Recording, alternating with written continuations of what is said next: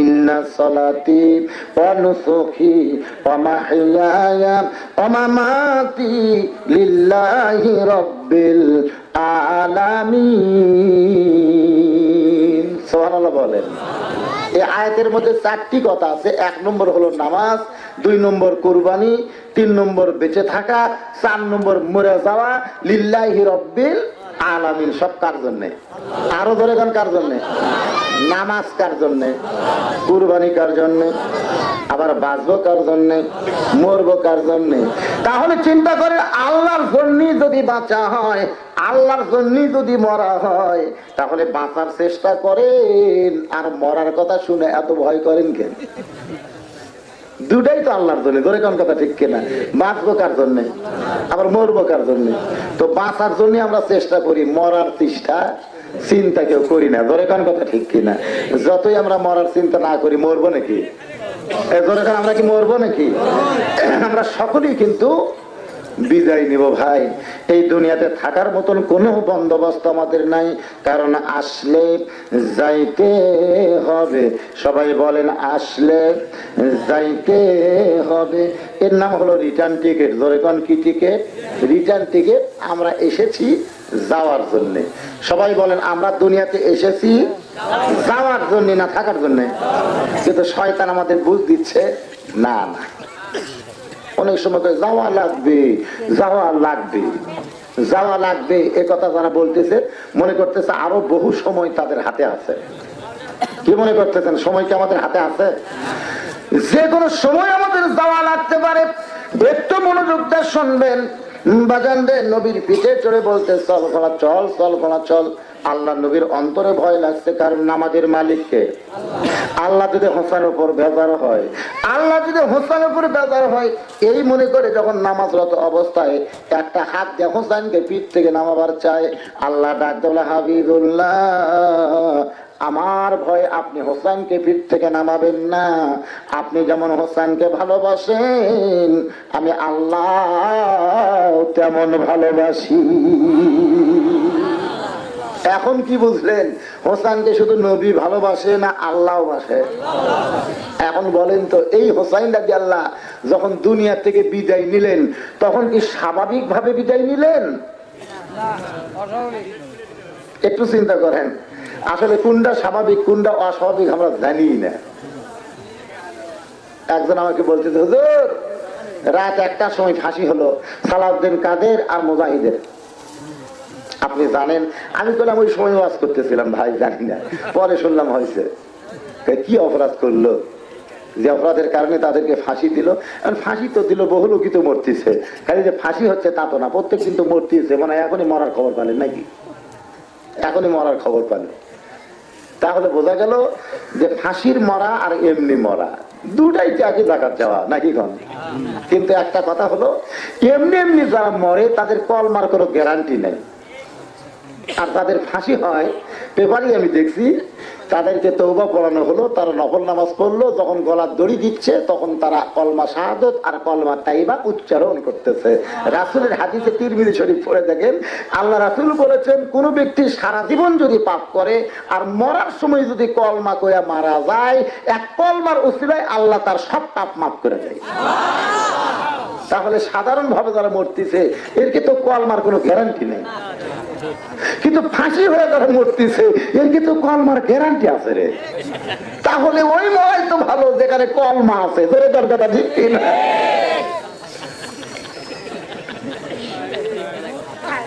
এই মরাই ভালো, যারা ফাঁসি হয়ে মরতেছে এটাই ভালো। আল্লাহর বান্দার একটু মনোযোগ দিয়ে শুনবেন। হোসাইন রাদিয়াল্লাহু নবী ভালোবাসেন, আল্লাহ ভালোবাসেন। সেই হোসাইন কিন্তু স্বাভাবিক ভাবে দুনিয়া থেকে বিদায় নেয়নি, তাকে বিদায় করে দেওয়া হচ্ছে। ধরে কোন কথা ঠিক কিনা? দেহ থেকে মস্তকটাকে বিচ্ছিন্ন করে দেওয়া হলো এবং হোসাইন রাদিয়াল্লাহু দেহের উপরে 80টা ঘোড়া চড়ানো হলো। 80টা ঘোড়া, গোটা দেহ কারবালার প্রান্তরে বালির সঙ্গে ধুলার সঙ্গে মিশে গেল। ইয়াজিদের কাছে যখন হোসাইন রাদিয়াল্লাহর মাথাটা নিয়ে যায়, এমন সময় ইয়াজিদ ছিল ক্ষমতায়। ধরে কোন ইয়াজিদ কোন জায়গায়? ক্ষমতার চেয়ারে বসা। হোসেন রাদিয়াল্লাহর মস্তক মুবারক যখন ইয়াজিদের সামনে দেওয়া হলো, ইয়াজিদের হাতে একটা লাঠি ছিল, ওই লাঠিটা হোসেন রাদিয়াল্লাহর মুখের মধ্যে ঢুকাই দিল। দেখেন রাগ কারে কয়। এমনি তো দেহ থেকে মস্তক বিচ্ছিন্ন করে গোটা দেহ ঘোড়া দিয়ে বালির সঙ্গে মিশা দিল, আবার সেই মাথাখানা নিয়ে গেল, সেই মাথার সঙ্গে আবার বেয়াদবি করে মুখের মধ্যে লাঠি ঢুকাই দিয়ে বলে, হোসাইন এই দুনিয়া থেকে তোমাকে আমি নিশ্চিহ্ন করে দিলাম, তোমার কোনো চিহ্ন আমি দুনিয়াতে রাখলাম না। আসলে মাত্র 5 বছর পর ইয়াজিদ কিন্তু দুনিয়া থেকে বিদায় নিল। আজকে গোটা পৃথিবী খুঁজে দেখেন, ইয়াজিদ নামের কোনো মানুষ নাই।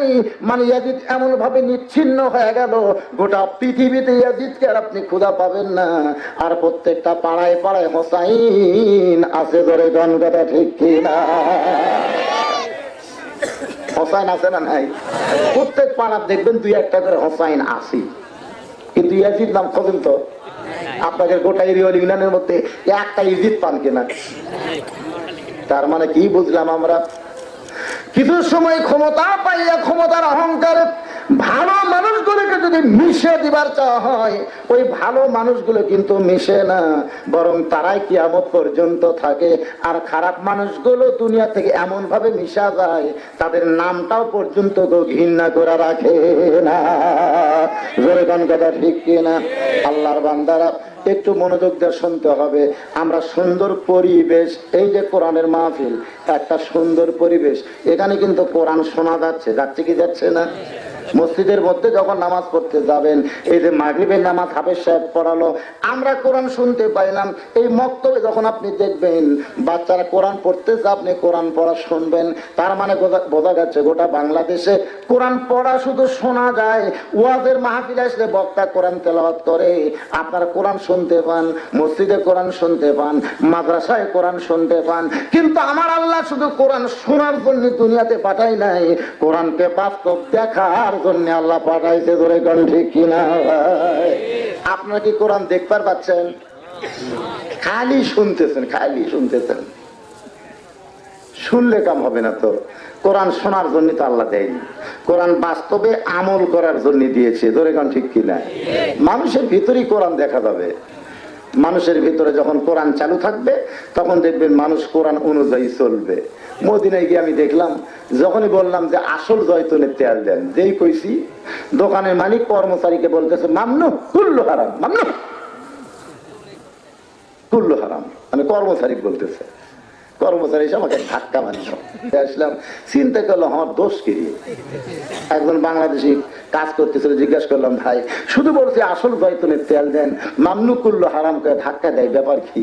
বলে হুজুর যেখানে নকলি নাই সেখানে আসল চাইছেন কেন? এটা কি বাংলাদেশ পাচ্ছেন? যখন আপনি বলেছেন আসল জয়তুনের তেল দেন, তখন দোকানদার বিশ্বাস করছে আপনি ভেজাল দেশের লোক, কারণ ভেজাল দেশের লোক না হলে তো আসল যাবে না। আর দোকানদাররা জানে ভেজাল দেশের লোক কোন জায়গায় থাকলে সেখানে আল্লাহর গজব আসতে পারে। আপনাকে আল্লাহর গজব মনে করে বাইরে দিচ্ছে। আমি কইলাম কেরে মাওলানা, তুই যদি গজব হোস তাহলে তোর ওয়াজ যারা শোনে এরা কি? একটা কথা আমি বুঝতে পারলাম, যেখানে আল্লাহর কোরআনের আইন চালু থাকে সেখানে কোনো ভেজাল থাকে না, আর যেখানে কোরআনের আইন চালু থাকে না সেই দেশটা ভেজাল দিয়ে পরিপূর্ণ হয়। জোরে কোন কথা ঠিক কিনা? আপনারা বলেন তো আমাদের দেশ কোন কার মধ্যে ভেজাল নাই? কোন তো হায় হায় রে, আসলে এই যে ভেজাল মুক্ত কোরআন আমাদের দেশে চালু নাই। যে কোরআনের শুরুতে আল্লাহ বলেছেন জালিকাল কিতাবু লা রাইবা ফিহ, এই কোরআনের মধ্যে কোনো ভেজাল, এই কোরআনের মধ্যে কোনো সন্দেহ, কোনো ভেজাল নাই। তাহলে ভেজাল মুক্ত কোরআন আমরা পাইছি ভাই, কিন্তু খালি শুনাই যাচ্ছি, দেখি নাই।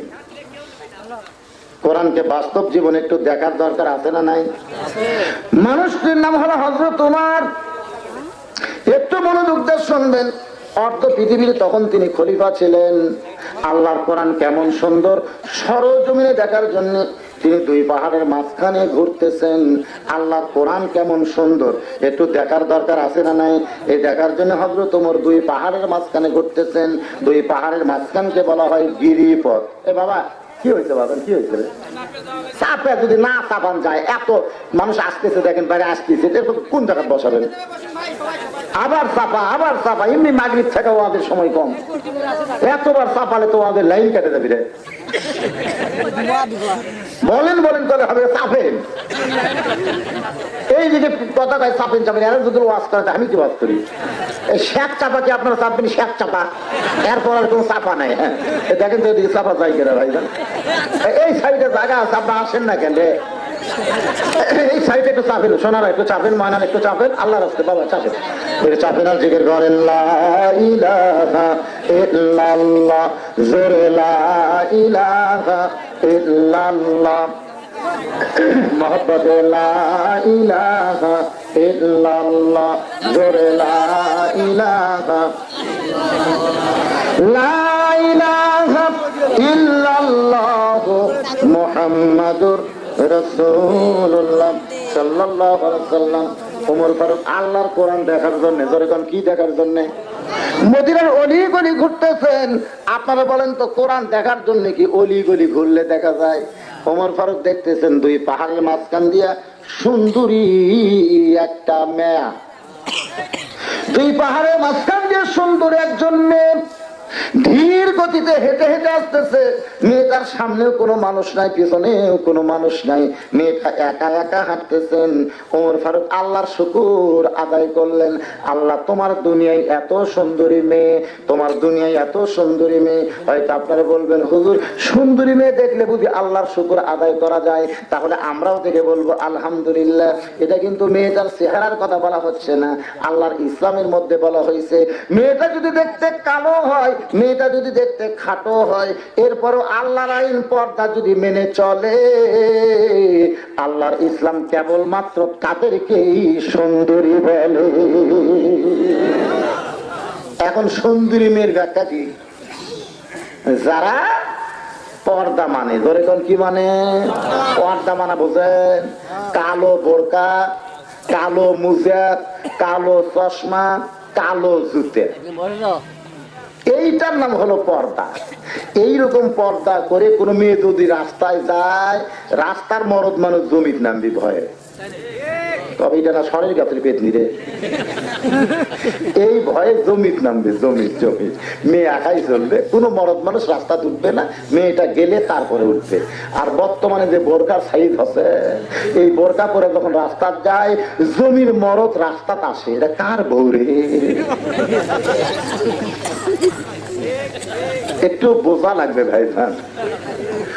ওমর ফারুক আল্লাহর শুকর আদায় করতেছেন, এত সুন্দরী পর্দানিশী একটা মেয়ে দুই পাহাড়ের মাঝখানে হাঁটতেছেন।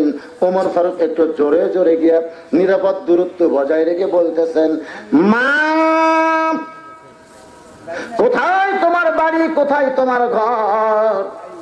এই নির্জন পথে তুমি একা একা হাঁটতেছো, তোমার আগেও কেউ নাই, পিছনেও কেউ নাই। মা কোথায় তোমার বাড়ি, কোথায় তোমার ঘর? তুমি একা একা চলতেছো, তোমার অন্তরে কি নাই ডর? মেয়েটা হেজাবের ভিতর থেকে বলে, পথিক তুমি কি মহামানব হযরত উমরকে চেনো?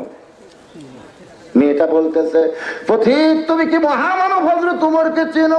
যে উমর আল্লাহর আইন যে রাষ্ট্র চালায়, আল্লাহর আইন যখন সমাজের মধ্যে চালু থাকবে, তখন একজন মেয়ে পৃথিবীর এক প্রান্ত থেকে আর এক প্রান্তে যাবে, তার কলিজার মধ্যে একমাত্র আল্লাহ ছাড়া অন্য কারো ভয় ঢুকবে না।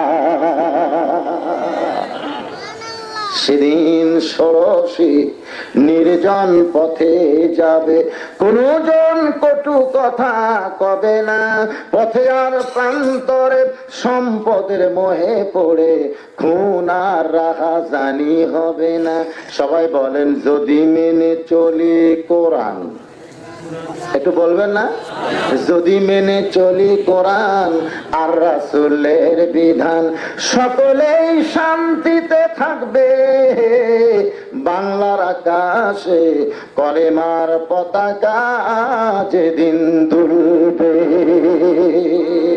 ভাইজান একটু খেয়াল করবেন, আল্লাহর কোরআনের পাওয়ার আছে না নাই? আজকে তো মেয়ে মানুষ একা চলা তো দূরের কথা, আমাদের বড় মসজিদে হাজার মুসল্লি, হাজার মুসল্লি 2 জুতা চোরের ভয়ে জুতা নিয়ে মসজিদের মধ্যে ঢুকতেছে 1000, আর চোর হলো মাত্র 2টে। 2 চোরের ভয়ে জুতা নিয়ে আল্লাহর ঘর। যেই জুতা পরে 7 মাথা খুঁজিছে, 7 মাথা খুঁজিছে মানে কি, জুতার তলা কি ঢুকছে জানেন? ময়লা টয়লা না পাকি দিয়ে ওই জুতা দিয়ে পাক মসজিদে ঢুকতেছে, পাক মসজিদে। কার ভয়ে? আর 2 জুতা চোর খালি সিনা টান করে ঘুরতেছে আর বলতেছে আমাকে ভয়ে একটা ভালো জুতাও পারে নাই। দেখছেন কি দেশ রে, যে দেশে চোরের মশান মারতেছে আর ভালো লোকের মশান কমে যাচ্ছে। যারা নামাজ পড়ে তারা হলো ভালো মানুষ, তাদের কোনো মশান নাই, ওরা জুতো নিয়ে ঢুকতেছে আর 2 চোর খালি সিনা থাবাচ্ছে আর বলতেছে আমাকে ভয়ে একটা জুতাও পারে নাই। যদি আল্লাহর আইন চুরি করলে হাত কাটা থাকতো, 1 জুতা চোরের হাত কাটলে গোটা বাংলাদেশে জুতাকার সোনার টোপলা যদি মসজিদের দরজায় রাখতো, ভুল করে কেউ হাত দিত না। সৌদি আরবের অনেক জেলায় জেলায় ওয়াজ করছি, দাম্মাম, রিয়াদ, আল কাসেম, তায়েফ। আমি কোন জায়গা দেখলাম না যে কোনো মানুষের হাত কাটা। আমি একজনকে বললাম কে রে ভাই, যেখানে চুরি করলে হাত কাটার আইন আছে সেখানে একজনের হাত কাটা নাই। তো বলতে চুরি নাই, তো চুরি নাই, চুরি থাকলে তো হাত কাটতে, চুরি বাদ গেছে। মানে হাত কাটার আইন দিয়েছে, চুরি মানুষ ভুলে গেছে। আজও বাংলাদেশে হাত কাটার আইন দেয়, বাংলাদেশে কোনো চুরি থাকবে না। ধরে খান কথা ঠিক। এখন ভালো মানুষের মশান নাই রে, খারাপ মানুষের মশান বাড়তেছে। একটাই মাত্র কারণ, যখন আল্লাহর আইন বন্দী হয়ে যাবে আর মানুষের আইন চলবে, তখন খারাপ মানুষের মশান মারবে আর ভালো মানুষের মশান কমা যাবে। একটু খেয়াল করেন, মেয়েটা বলতেছে পথিক তুমি কি হযরত উমরকে চিনো, যে উমর আল্লাহর আইন চালু করেছেন? এই চালু করার কারণে আমি একজন নারী 2 পাহাড়ের মাঝখানে করতেছি, আমার কোনো ভয় নাই, একটা মাত্র ভয় হলো আল্লাহর ভয়। উমর ফারুক বলতেছে মা কোথায় তোমার বাড়ি, কোথায় তোমার ঘর? মেয়েটা বলে পথিকরা আমার পরিচয় পরে, আগে তোমার পরিচয় জানতে চাই। তুমি আমাকে মা ডাকলে কোন পরিচয়ে? তুমি যে সালাম দিয়ে বললাম মা, আমি কি তোমার মা নাকি? ওমর ফারুক বলতেছে রে মেয়ে, তোমাকে মা বলার কারণ হলো তোমার পোশাক আমাকে তোমাকে মা বলাতে বাধ্য করেছে। তোমার পোশাক, তোমার যে পোশাক শরীরের উপর আছে, এটা আমাকে মা বলাতে বাধ্য করছে। আজকে 15 বছরের মেয়ে বোরকা পরে রাস্তা দিয়ে যাক, সবাই বলবে কোন স্কুলে পড়ো মা, কোন কলেজে পড়ো মা। আর 40 বছরের বুড়ি লাইলুতি বার করে যাক, ওকে একদম মা কবি ভাবি ভাবি, না হয় বলবে ম্যাডাম ম্যাডাম, ম্যাডাম ম্যাডাম,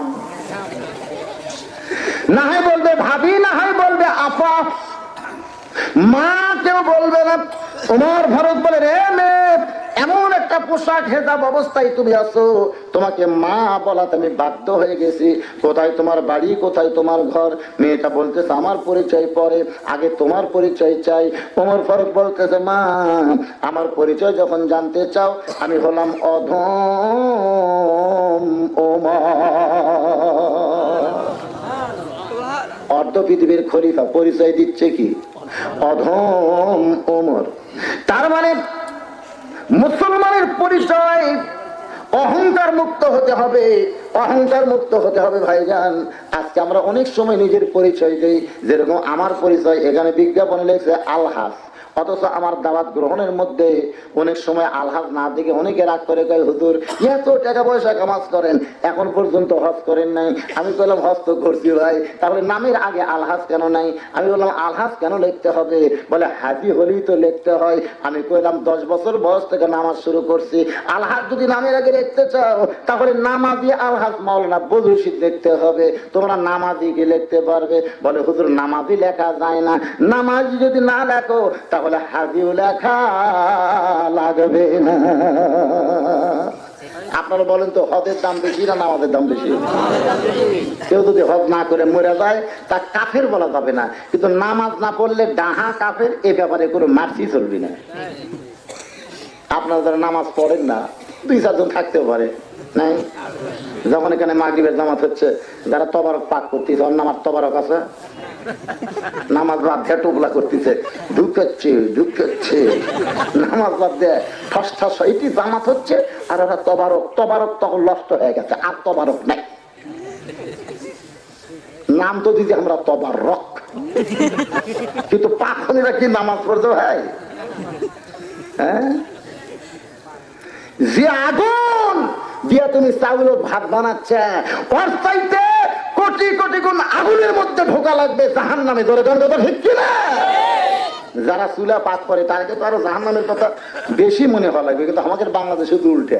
আমার গ্রামে যারা কবর খোঁড়ে দেখি মুখের সিগারেট হাতত কোদাল, মুখে সিগারেট হাতে কোদাল নিয়ে কবর খুঁড়তেছে। কি এক বিপদ রে!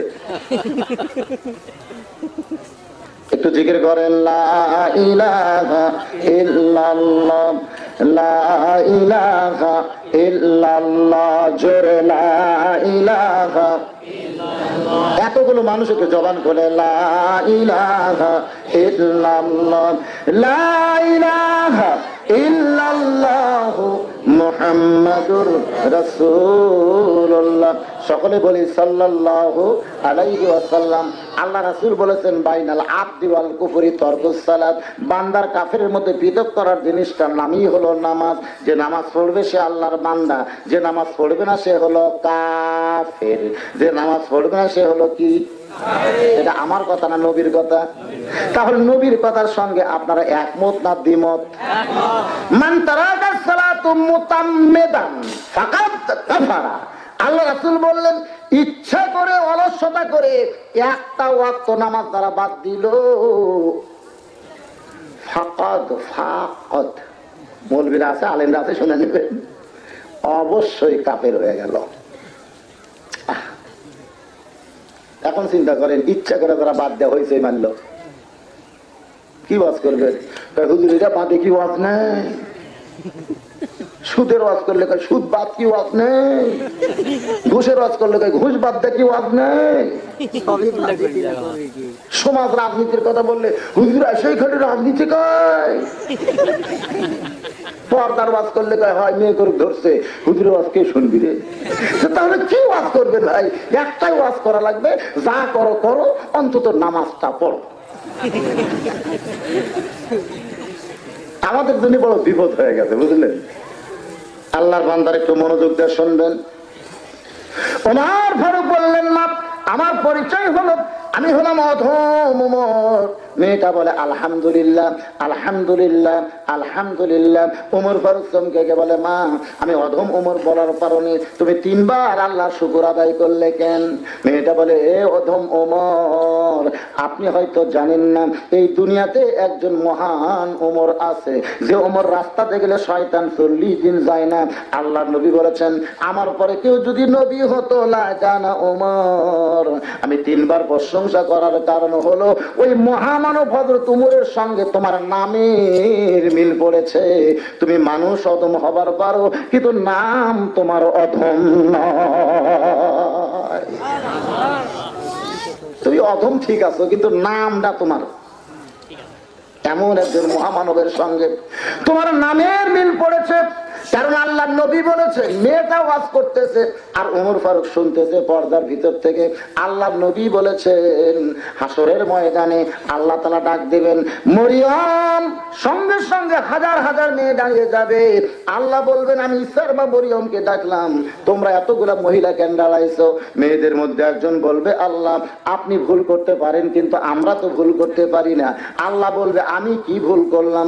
এবার মেয়েদের মধ্যে একজন বলবে আপনার বলা দরকার ছিল ঈসার মা মরিয়ম, কিন্তু আপনি ঈসার মা মরিয়ম না বলে শুধু মরিয়ম বলে ডাক দিয়েছেন, এই জন্য আমাদের নাম যে মরিয়ম। এখন বলেন আপনি ডাকতেছেন আর আমরা কি আর বসে থাকতে পারি? আল্লাহ বলবেন রে মরিয়মের গোষ্ঠীরা, ঈসার মা মরিয়মের সঙ্গে তোমাদের নামের মিল পড়ার কারণে আখেরে আমি আল্লাহ তাআলা তোমাদেরকে জান্নাত দিয়া দিলাম। এখন বলেন নামটা ভালো রাখার দরকার আছে না নাই? কিন্তু আমাকে নামগুলো কি? এক লোক আমাকে বলতে হুজুর আল্লাহ আমাকে 2টা সন্তান দিতে, ছেলে মেয়ে। কথা কর খাইতেছেন তেলতেলা গোয়েন্দারে, আল্লাহ আমার 2টা সন্তান দিছে, হুজুর আমি নাম রাখছি। কি নাম রাখছো? বলে মেয়েটার নাম রাখছি বর্ণালী আর ছেলেটার নাম রাখছি বর্ণ। আমি বললাম কথাটা ভালোই কইলে, আল্লাহ তোমাকে দিছে, কিন্তু আল্লাহর যে নামগুলো রাখার কথা আসমাউল হোসনা কোরআনে আছে, এইগুলা বাদ দিছো কেন? বর্ণালী, শেফালি, রূপালি, সোনালি, লিলি, এগুলো আছে না নাই? ধরে আছে না নাই? আর ছেলেদের নাম হলো খালি টুটু, লালটু, বল্টু, মিন্টু, ফিন্টু, খালি টুটু। হাসতেছেন ভাইজান, নামটা সুন্দর রাখেন। নামের উপরে অনেক সময় আল্লাহ মার্সি করবে। সুবহানাল্লাহ। তাই বললাম আখের মানে যখন কিছুই পাওয়া যাবে না, অন্তত নামের উসিলাই ঈমান যদি থাকে আল্লাহ তার না দিয়ে দিবে। তাহলে নামটা ভালো রাখার দরকার আছে না নাই? ওমর ফারুক বলতেছে, মা তোমার পরিচয় দাও, তুমি কে? মেয়েটা বলতেছে, রে অধম ওমর, আমার পরিচয় তোমার দিয়ে কোনো লাভ হবে না। আমি হলাম একজন দুঃখী নারী। আজকে 6 দিন হলে আমি মহান ওমরকে খুঁজে বেড়াই। আমি হলাম একজন দুঃখী নারী। আজকে 6 দিন হলে ওই মহান ওমরকে আমি খুঁজে বেড়াই। মহান ওমরকে যদি আমি পাইতাম তাহলে আমার দুঃখের কথা তাকে একটু খুলে খুলে বলতাম। রে অধম ওমর, তুমি কি ওই মহান ওমরের খবর জানো? যদি জানো তাহলে আমাকে একটু সহযোগিতা করো। রে অধম ওমর, আমি হলাম একজন দুঃখী নারী। আজকে 6 দিন হলে মহান ওমরকে আমি খুঁজে বেড়াই। যেই মাত্র কইছে আমি একজন দুঃখী নারী, 6 দিন হলে মহান ওমরকে খুঁজে বেড়াই, সঙ্গে সঙ্গে ওমরের চোখ দা দরদর করে পানি আসতেছে। আর ওমর ফারুকের ঈমান বলতেছে, আমি জাহান্নামী, আমি জাহান্নামী, আমি জাহান্নামী। কারণ যেদিন থেকে মদিনার খলিফার দায়িত্ব পাইছি সেদিন থেকে দুঃখী মানুষকে খোঁজার দায়িত্ব নিছি। আর দুঃখী মানুষ যদি আমাকেই খুঁজে বেড়ায় তাহলে ওমরের জাহান্নাম ছাড়া কোনো উপায় নাই। আমার ভাই তো সামনে নির্বাচন করবে, নতুন মানুষ। আমি দোয়া করি যদি এরকম নিয়ত থাকে মানুষের খেদমত করব, নেতৃত্ব জাহির না, জনগণের খেদমত করব, আল্লাহ যেন তার নেক নিয়ত কবুল করে। সকলে বলে আমিন। আসলে ভাইজান, চেয়ারম্যানের বাড়ি যাওয়া লাগবে না, বরং চেয়ারম্যানেরাই প্রত্যেকটা ভোটারের বাড়ি যাওয়া লাগবে। আর আমাদের গুলা কি করে, ভোটের আগ দিয়ে সকলের কাছে যায়। আমি দোয়া চাই, দোয়া মানে ভোট চাই। ভোট পাইয়া যখন চেয়ারম্যান হয়, তাই বলে আপনাকে কথা বলতেছি না, যখন হয় তখন দেখবেন সাধারণ লোক তার খুঁজেই পায় না। চেয়ারম্যানকে গ্রামত থাকে না, তো শহরে বাসা করছে, গ্রামত থাকে না। কইলো গরিবের বন্ধু সব আছে, সেটা ভোটের আগে করছে, ভোটের পরে করছে। ব্যাপারটা হলে ওমর ফারুকের জীবনীতে দেখেন, তিনি যখন অর্থবিধির খলিফা মদিনার অলি গলি রাতের বেলা ঘুরতে গিয়ে দেখে মদিনার মরুভূমির মধ্যে হঠাৎ একটা তাঁবু, ওই তাঁবুর মধ্যে কি যেন জ্বলতেছে। পাশে দেখতে পাই একজন মা কতগুলা সন্তানকে তাঁবুর মধ্যে রাখছে। ওই সন্তানগুলো শুধু ক্ষুধার জ্বালায় টানতেছে। আর মা বলতেছে, গোস্ত সিদ্ধ হলেই তোমাদের খাবার দিব, এই গোস্ত সিদ্ধ হলেই তোমাদের খাবার দিব। সন্তানগুলো বলতেছে, মা আর আমরা সহ্য করতে পারি না, মা যেমন সিদ্ধ হয়েছে তেমনই খাবার দাও। মা বলতেছে, বাবা গোস্ত সিদ্ধ হলেই তোমাদের খাবার দিব। উমর ফারুক চমকে গেল। যদি উটের গোস্ত হয় 1 ঘন্টা লাগবে, দুম্বার গোস্ত 8 ঘন্টা লাগবে, কিন্তু এত গভীর রাত হয়ে গেছে এরপরে গোস্ত সিদ্ধ হয় না। এটা কেমন মা, লোকমা দেওয়া লাগবে। ওমর ফারুক তাঁবুর বাহির থেকে লোকমাতে বলে, মা তুমি কেমন মা, তোমার সন্তানগুলো ক্ষুধার জ্বালায় কান্দে আর এত রাত পর্যন্ত তোমার গোস্ত সিদ্ধ হয় না। মেয়েটা বলে, পথিক রে, আমি 2টা এতিমের মা হইয়াই বড় বিপদে পড়ছি। এখন তুমি আমাকে মা বলে আর কষ্ট দিও না, তুমি আমাকে মা বলে আর কষ্ট দিও না। মেয়েটা বলতেছে, পথিক রে, আমি 2টা এতিমের মা হইয়া বড় বিপদে পড়ছি, এখন তুমি আবার নতুন করে মা বলে আমাকে কষ্ট দিও না। এমন বিপদে পড়ছে আমি, এই পর্যন্ত আল্লাহ তাআলা আমার খোঁজ করতেছে না, আর একজন পথিক হইয়া তুমি আমারে ডাকলে কেন মা? মেয়েটা কিন্তু রাগ করে বলতেছে, ধরে কোন কি করে বলতেছে, এই পর্যন্ত আল্লাহ আমার খোঁজ নিচ্ছে না। আসলে অনেক সময় গরিব রাগ করে হয়। আমি লাইলাতুল বরাতে বললাম সারা রাত আমরা আল্লাহর কাছে কাঁদতে চাই। গরিব গুলোকে শুধু তাড়াতাড়ি মিলাদ করে সাজেন তো, সারা রাত আপনার কান্দা লাগে, ধনী করে দিলে কান্দেন, আমরা গরিবেরা কানবো না। কানবেন না কেন ভাই? বলে আপনার কথা মতো কয়েক বছর কান্দিছি, লাভ নেই। আপনার তার উপরে কয়েক বছর আমরা কান্দিছি, কোনো লাভ নেই। আমি লাভ নাই কেমনে বুঝলে? বলে হুজুর আমরাও বুঝি হুজুর, আল্লাহ ফেরেশতা নিয়ে সারা রাত ধনীকের সম্পদের হিসাব করে। যে ফজরের আযান দেয় তখন ফেরেশতা কয় গরিবের কি, আল্লাহ কয় যা আসলো তাই, আমাদের যা আসলো তাই। কিসের ভাগ্য পরিবর্তনের রাত। আমি কইলাম বাজান এখনই মিলাদ পড়া ছেড়ে দিলে তোমরা বাড়িতে ঘুমাতে পারবা। গরিবেরা বলতে আল্লাহ কিছু না দিলে এই একটা জিনিস আমাকে দিচ্ছে, খালি শুধুই ঘুম। এই একটা জিনিস আল্লাহ আমাকে দিচ্ছে, এই দিকটা আমরা এখনো সেরা আছি। আসলে দেখবেন ধনীর বাড়িতে যাবেন আর গরিবের বাড়িতে যাবেন, দেখবেন আপনি বুধবারে পাবেন কোনটা রাজার বাড়ি কোনটা পোতার বাড়ি। ধনীর বাড়িতে ঘুমিয়ে নেই আর গরিবের বাড়িতে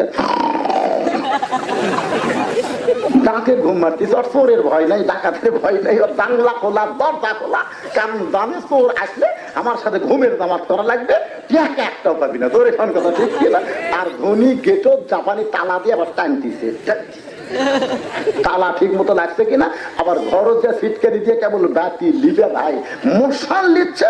ইতিমধ্যে উপর তালার এক বিড়াল নিচ তারা 3 ধরনের লাভ মারছে। ধনী তো পড়াইছে রে পড়াইছে রে, লাইট মারা দেখে বিড়াল ইন্দুর খাচ্ছে। গরিব বলতে হুজুর কোনো কিছু না দিলে আল্লাহ আমার ঘুম দিচ্ছে। আমার মসজিদের ডবল হাজি 2 বার হজ করছে।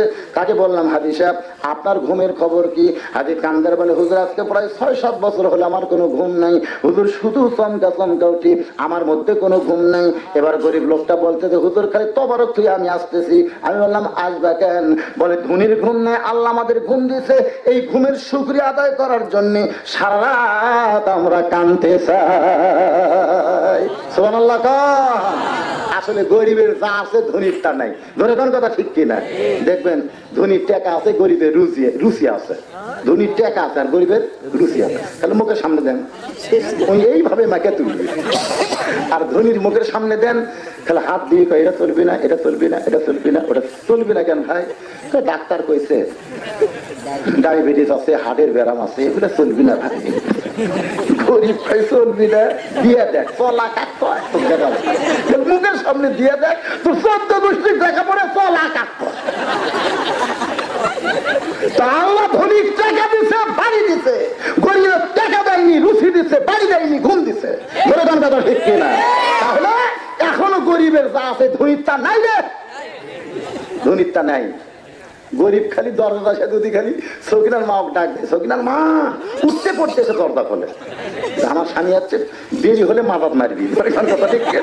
আর ধনী যদি দরজার ডাকে ম্যাডাম কাজের মেয়ে কয় যা তো কি আইসে খুলে দেবে। এইরকম ধনীর বাড়ি আর গরিবের বাড়িতে কম বেশি আছে না নাই? ধরে কেন আছে না নাই? একটু মনোযোগ দিয়ে শুনবেন। মেয়েটা বলে প্রতীক রে তুমি আমাকে মা বলে ডাকলে, অথচ এত বড় বিপদ আমি পড়েছি। ওমর ফারুক বলে কি বিপদ মা? তোমার বাড়ি কোন জায়গায়? তুমি কোথ থেকে মদিনার মধ্যে মরুভূমিতে এরকম তাবু টাকাইছো? মেয়েটা বলতেছে রে পথিক আমার বাড়ি হলো ইয়ামিন দেশে, আমার বাড়ি হলো ইয়ামিন দেশে। আমি শুনতে পাইলাম মদিনার খলিফা হযরত ওমর অত্যন্ত ভালো মানুষ। আমার 2টা এতিমকে নিয়ে আমি বিকাল বেলায় ওমরের দরবারে গেলাম, কিন্তু দেখি এত মানুষের ভিড়, আমি ওমর ফারুকের দরবারে যাইতে পারলাম না। আমি তাবু নিয়ে আমার 2টা সন্তানকে একটা রাত কাটাবার চাই, কিন্তু আমার 2টা সন্তানের পেটও এত খিদা লাগছে, তারা খালি বারবার খাবার জন্য কাঁদতেছে। আমি তখন পাতিলের মধ্যে পানি আর পানির মধ্যে পাথর দিয়া নিচে আগুন জ্বালাইছি, আর আমার 2টা সন্তানকে আমি বলতেছি বাবা গোস্ত সিদ্ধ হলেই তোমাদের খাবার দিব। আমার 2টা সন্তান এরকম সান্ত্বনা পাইতে পাইতে একবার যদি ঘুমায়া যায় তাহলে রাতটা কেটে গেলেই সকালবেলায় ওমরের দরবারে যাব। কিন্তু আমার 2টা সন্তানের পেটে এত খিদা বেশি, ক্ষুধার জ্বালায় তাদের ঘুম ধরতেছে না, আমাকে খালি বারবার বায়না করে কাঁদতেছে। আমার পাতিলের পাথর কোনোদিন সিদ্ধ হবে না। সঙ্গে সঙ্গে ওমর ফারুক বলে মা তুমি একটু ধৈর্য ধরো না। এক দৌড়ে বাইতুল মালের দরজায় আসলাম, ডাক দিয়ে বললেন যে দরজা খুলে সবচাইতে বড় আটার বস্তা আমার মাথায় উঠে দে। আসলাম কান্দার বলে আমির আল মুমিনিন আপনি হলেন অর্ধ পৃথিবীর খলিফা, আপনার মাথায় আটার বস্তা কেন দেওয়া লাগবে, বরং কোথায় নিয়ে যাওয়া লাগবে আপনি হুকুম করেন। আপনি হলেন আমির আর আমি হলাম চাকর। ওমর ফারুক বলে আসলাম রে একজনের পাপের বোঝা আর একজন টানবে না, আমার পাপের বোঝা আমাকেই টানতে হবে, যে আটার বস্তা মাথায় উঠে দে। যখন আসলাম আটার বস্তা মাথায় উঠে দেয়, উমর ফারুক বস্তা মাথায় নিয়ে জোরে জোরে দৌড়াই। পিছন দিক থেকে আসলাম বলে, হুজুর এত জোরে আপনি দৌড়াবেন না, যদি আপনি পড়ে যান কষ্ট পাবেন। উমর কান্দের বলে, আসলাম রে, পড়ে যাওয়ার কষ্ট আমার সহ্য হবে, কিন্তু জাহান্নামে আমি পড়তে পারবো না, কারণ সময় মতো যদি আমি পৌঁছতে না পারি তাহলে উমরকে আল্লাহ জাহান্নাম দেবে। পাগলের মতন ওই তাবুর পাশে গিয়ে ডাক দেয়, মা তাড়াতাড়ি রুটি তৈরি করো আর হালুয়া তৈরি করো।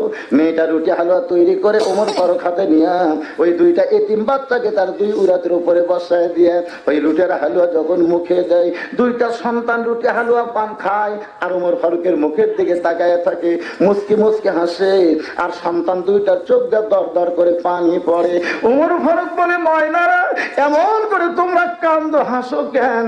দুইটা সন্তান বলে, তুমি কে গো, তুমি কে? এই গভীর রাত্রে আমাদের পেটের ক্ষুধা দূর করে দিলে, তোমার পরিচয় কি, তুমি কে? আমাদের বাবা নাই, বাবার দরদ আমরা বুঝিনি, কিন্তু আজকে তুমি যেই দরদ আমাদেরকে দিলে আমাদের মনে হয় তুমি আমাদের বাবাই হবে।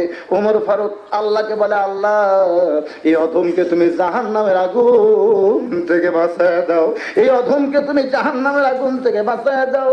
ভিতর থেকে মেয়েটা বলে, ও পথিক, নিজকে অধম কেন বলতেছো? জাহান্নামের আগুন থেকে বাঁচানোর কথা কেন বলতেছো?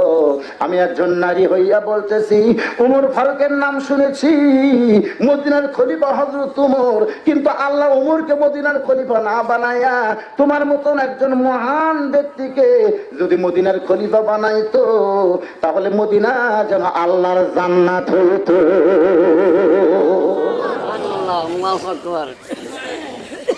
ওমর ফারুকের চোখ দিয়ে দর দর করে পানি পড়তেছে। মেয়েটা বলে, পথিক রে অধম ওমর, এমন করে কান্দো কেন? কি হয়েছে তোমার, তুমি কেন কাঁদতেছো? ওমর ফারুক বলে, মা কি তোমার দুঃখ, তুমি কি আমাকে বলবা না? মেয়েটা বলে, রে অধম ওমর, সেইটা মহান ওমরকে বলবো, সেইটা দুনিয়ার কোন অধম ওমরকে আমি বলতে পারবো না। ওমর ফারুক বলতেছে, মা তুমি যাকে মহান ওমর বলতেছো, আমি হইলাম সেই ওমর। সুবহানাল্লাহ। তুমি যাকে মহান ওমর বলতেছো, আমি হইলাম সেই ওমর। সঙ্গে সঙ্গে মেয়েটা চমকে উঠে বলতেছে, আমিরুল মুমিনিন, আপনি যদি সেই মহান ওমর হন তাহলে চোরের মতন একা একা কেন ঘুরতেছেন?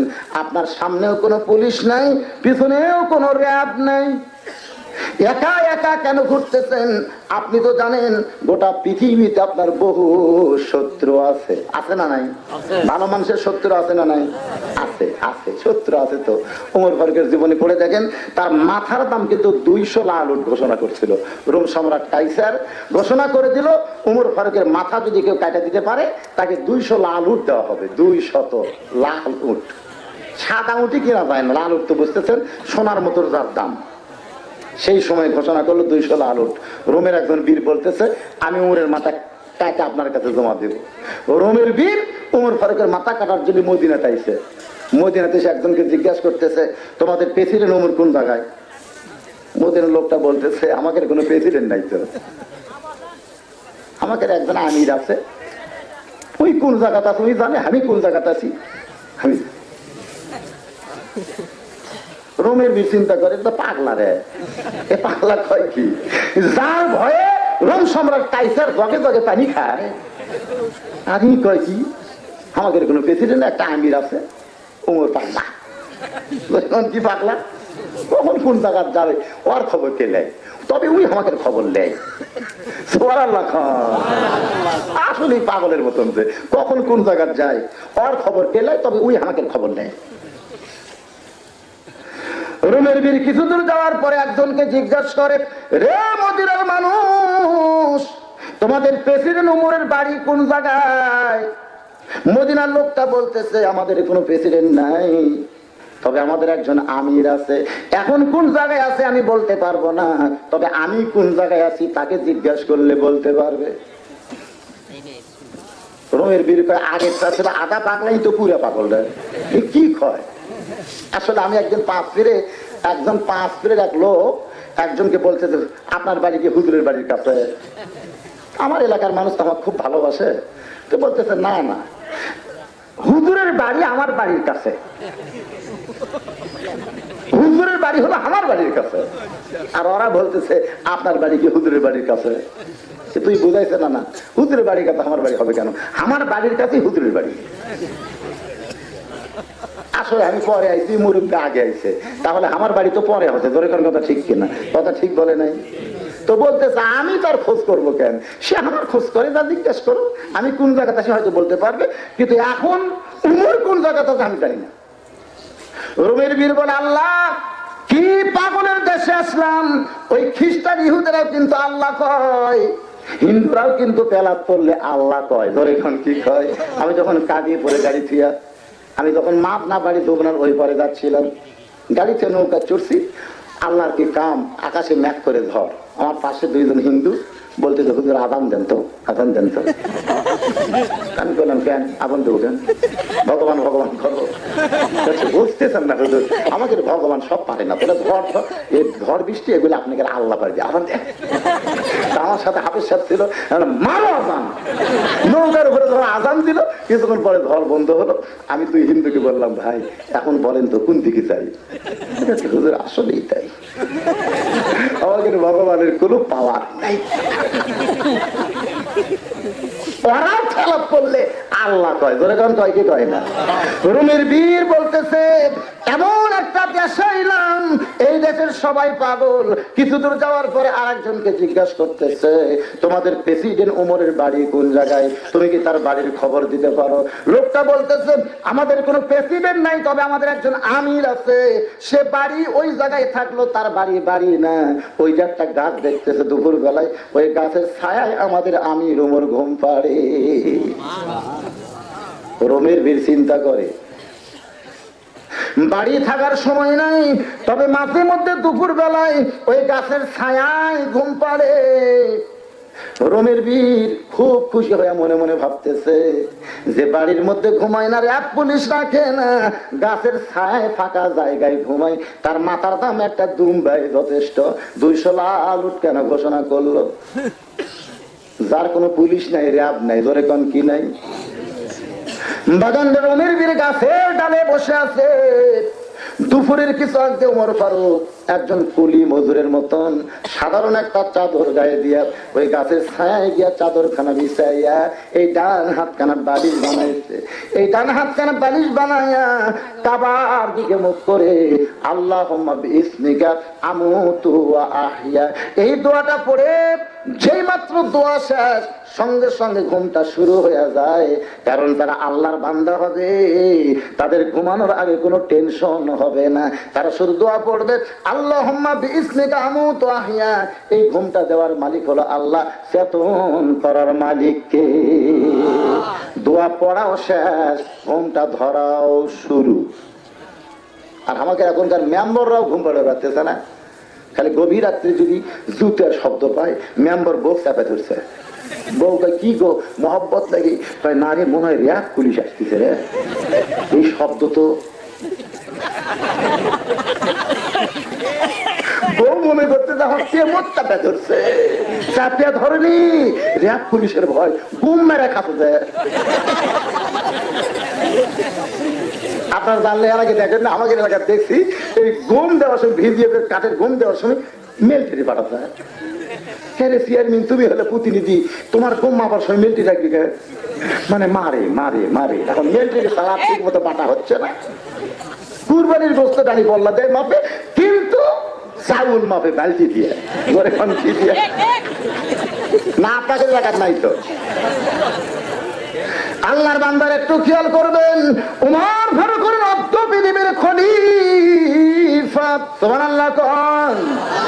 চাদর বিছায় ডান হাত কারা বালিশ বানায় যখন ঘুমায় যায়, রুমির বীর চিন্তা করে এর মাথার দাম কোনোদিন 200 লাল উঠাবার পারে না। এবার তরবারি ধারটা পরীক্ষা করে বাজান উমর ফারুককে হত্যা করার নিয়তে আগে দেখছে এমনি এমনি, এবার হত্যা করার নিয়তে যখন তাকায় তখন রুমের বীর দেখতে পায় বিশাল একটা রয়্যাল বেঙ্গল টাইগার, মানে বাংলাদেশের না তবে এইরকম একটা বড় বাঘ উমর ফারুকের গোটা দেহ আবৃত করে দাঁড়িয়ে গেছে।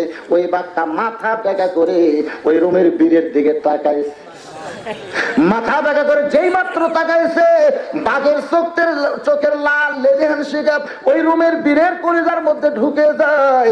রুমের বীর বাঘের তাকানোর দিকে ভয়ে বাঘ বাঘ বলে চিৎকার দিয়া ওই গাছ থেকে পড়ে যায়। একদিকে তরবারি পড়ছে আর একদিকে রুমের বীর পড়ে লাফ দিয়ে উঠে চোখ বন্ধ করে ভয়ের ঠেলাইকারী ছটছর করে পেশাব করতেছে। ভয়ে পেশাব করা ধরে কম কি করা, ভয়ে খারাপ হয়ে পেশাব করতেছে আর চোখ বন্ধ করে বাঘ বাঘ বলে চিৎকার করে। উমর ফারুক এই মাত্র ঘুমাইছে, এই চিৎকারে কি আর ঘুমের মধ্যে থাকা যায়?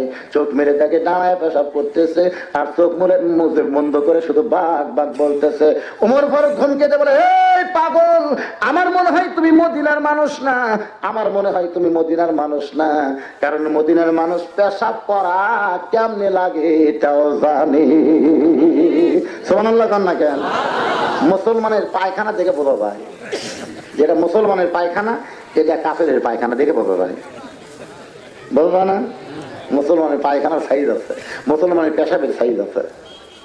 এই যখন মক্তব মাদ্রাসার ছেলেরা পেশাব করে দেখবেন, আমার হাফেজি মাদ্রাসা করে, আমি দেখি পেশাবের সাইজ আছে তো পেশাব খানা যায়। আমি বললাম করে কাশে কেন? পেশাব শেষ হলে বললাম কাশলি কেন? তোর কি গলা খাস ধরছে? না হুজুর, ওই ব্যক্তির কবরে সবচাইতে বেশি আযাব হবে। ওই ছোট্ট বাচ্চা আমাকে বলতেছে যে পেশাব থেকে পবিত্র হয় না। আমি সেই জন্য পেশাব করতে গিয়ে পেশাব যখন শেষ হলো তখন আমি দেখলাম আর আছে কিনা, একটু কাশ দিই, কাশ দিলাম, লোক দেখি সামান্য বাড়ালো, আমার মনে হলো আরো আছে। আবার একটা ঝাঁকির কাজ দিলাম, লোক দেখি সামান্য বাড়ালো, আমি মনে করলাম তার আরো আছে। আবার কাজ দিলাম, আঙ্গুল দিয়ে দিকে আর বার হয় না। তখন মনে করলাম পেশাব শেষ, এখন ঢিলাতুলুপ করে পানি খরচ করছি, উজু করে এখন মাদ্রাসা ঢুকতেছি। আমি বলি এত কিছু করলি কেন? বলে হুজুর আপনি জানেন না আমরা আল্লাহর কোরআন পড়ি যে, এই কোরআন শরীফ ধরতে গেলি নিজের শরীর আগে পবিত্র রাখতে হয়। সুবহানাল্লাহ কবেন না? আর যারা প্রাইমারিতে পড়ে, আমি দেখা কথাই বেশি বলি, 4 জন আসতেছে, 3 জন আসতেছে আর একজন হাঁটতে হাঁটতে পেশাব করতেছে। আমি থামাই দিয়ে বললাম খেরে এরাও হাঁটে, তুই হাঁটিস, মাঝখানে পেশাব করিস। চাচা বললাম একটু দাঁড়া, আমি পেশাব করি, ওরা দাঁড়াবে না। ওরা 3 জন চলে যাবে আর পেশাব করে বসে দেরি পড়ে যাবো, এই জন্য ওরাও হাঁটতেছে, আমিও হাঁটতেছি, হাঁটতে হাঁটতে মারতেছি। আমি বললাম পাগলা, কিভাবে পেশাব করা লাগে এটা তোরা জানিস না? তোদের শিক্ষক কোনদিন শিখাইনি? তোরা প্রাইমারি পড়িস, শিক্ষক শিখাইনি? তখন একজন মুসকে মুসকে হাসে। বলে হাসিস কেন? বলে হাসার কারণ হলো চাচা একদিন আমরা পেশাব করে দেয় দেখি আমাকে সারি খারাপ পেশাব করে। ওই ছেলে আমার পিস করে বলতেছে আপনি যেন কাজ করেন না, আমাকে সারি খারাপ হয়ে পেশাব করে। আসলে তার সার খারাপ হয়ে পেশাব করে, তার ছাত্র তো হাঁটতে হাঁটতে করবি। মুসলমানের পেশাবের একটা সাইজ আছে না নাই? জোরে করে আছে না নাই? মুসলমান কোনদিন দাঁড়ায় পেশাব করবে না। দাঁড়ায় পেশাব করার ইহুদি কাফেরদের চরিত্র। বাজানগো উমর ফারুক চমকে ওঠে বলে আমার মনে হয় তুমি মদিনার মানুষ না, তুমি দাঁড়ায় পেশাব করতেছো চোখ বন্ধ করে। বাঘ বাঘ কেন বলতেছো? যেই মদিনায় সিংহ আছে এই মদিনায় কোনোদিন বাঘ ঢুকতে পারে না। যেই মদিনায় সিংহ আছে এই মদিনায় কোনোদিন বাঘ ঢুকতে পারে না। চোখ খোলো, কোনো বাঘ নাই, কিছুই নাই, তুমি কে গো, তোমার পরিচয়? মদিনায় সিংহ আছে। জোরে কোন কি আছে? যেখানে সিংহ আছে সেখানে কোনোদিন বাঘ আসতে? মদিনার সিংহ কে? উমর না? মদিনার সিংহের নাম হলো হযরত আলী। জোরে বলেন নাম কি? আসাদুল্লাহিল গালিব হযরত আলী। বাজান আমার ওয়াজের ক্যাসেটাতে শুনবেন, তিহিমা প্রান্তরে নবী যখন আলোচনা করতেছে, নবীর চোখ দিয়ে দরদর করে পানি পড়তেছে। সাহাবীরা বলে, ইয়া রাসূলুল্লাহ, হঠাৎ আপনি এমন করে কাঁদেন? রাসূল বলেন, সাহাবীরা রে, এই মাত্র আমার কাছে একটা খবর আসলো, মক্কার সবচাইতে বড় বীর, নাম হলো তার আমর, প্রতি সন্ধ্যায় 21 কেজি খাদ্য খায় আর 3.5 ওজনের তরবারি নিয়ে জিহাদের ময়দানে যায়। সে আমর কাবা শরীফ দিয়ে শপথ করে বলেছে, মুসলমানের নবীর মাথা না কাটা পর্যন্ত দুনিয়ার কোনো খাদ্য খাবো না, দুনিয়ার কোনো পানি পান করব না। ওই মহাবীর আমর এখন মক্কার কাফেরদেরকে নিয়ে আমি নবী মাথা কাটার জন্য আসতেছে। এই খবর জানার পরে আমার চোখ দিয়ে দর দর করে পানি আসতেছে। ওসমান গনি বলে, ইয়া রাসূলুল্লাহ, তাহলে আমরা সকলে মিলে দোয়া করি, আল্লাহ যেন আমরের হাত পাও অবশ করে দেয়, আল্লাহ যেন আমরের হাত পাও অবশ করে দেয়। যে হাত দিয়ে আমর তরবারি ধরছে, ওই হাতটা যদি অবশ হয়ে যায়, যে 2টা পা দিয়ে হাঁটে হাঁটে আসতেছে, এই 2টা পা যদি প্যারালাইসিস হয়ে যায়, তাহলে আমর তো আপনাকে হত্যা করতে পারবে না। আল্লাহ নবী ওসমান গনির কথা পছন্দ করে সমস্ত সাহাবী নিয়ে যখন দোয়া করতে যাবেন, এমন সময় আল্লাহ তাআলা কোরআনের আয়াত নাজিল করে বললেন, ইয়া আইয়ুহান নাবিয়্যু হাযিল মুমিনিনা আলাল কিতাল, ওগো নবী, কোন কাফেরদেরকে ধ্বংস করার জন্য শুধু দোয়া দিয়ে ধ্বংস করা যাবে না, কাফেরদেরকে সাইজ করতে গেলে যে 2টা হাত দিয়ে দোয়া করবেন, এই 2টা হাত দিয়ে অস্ত্র ধরা লাগবে। ইয়া আইয়ুহান নাবিয়্যু হাযিল মুমিনিনা আলাল কিতাল। একটু খেয়াল করবেন, হারজ মানে সৈন্য, হাত মানে কি? হাত মানে সৈন্য। শুধু দোয়ার মুত্তাকি বানালে হবে না, বরং যুদ্ধ করার জন্য তাদেরকে সৈন্য করতে হবে।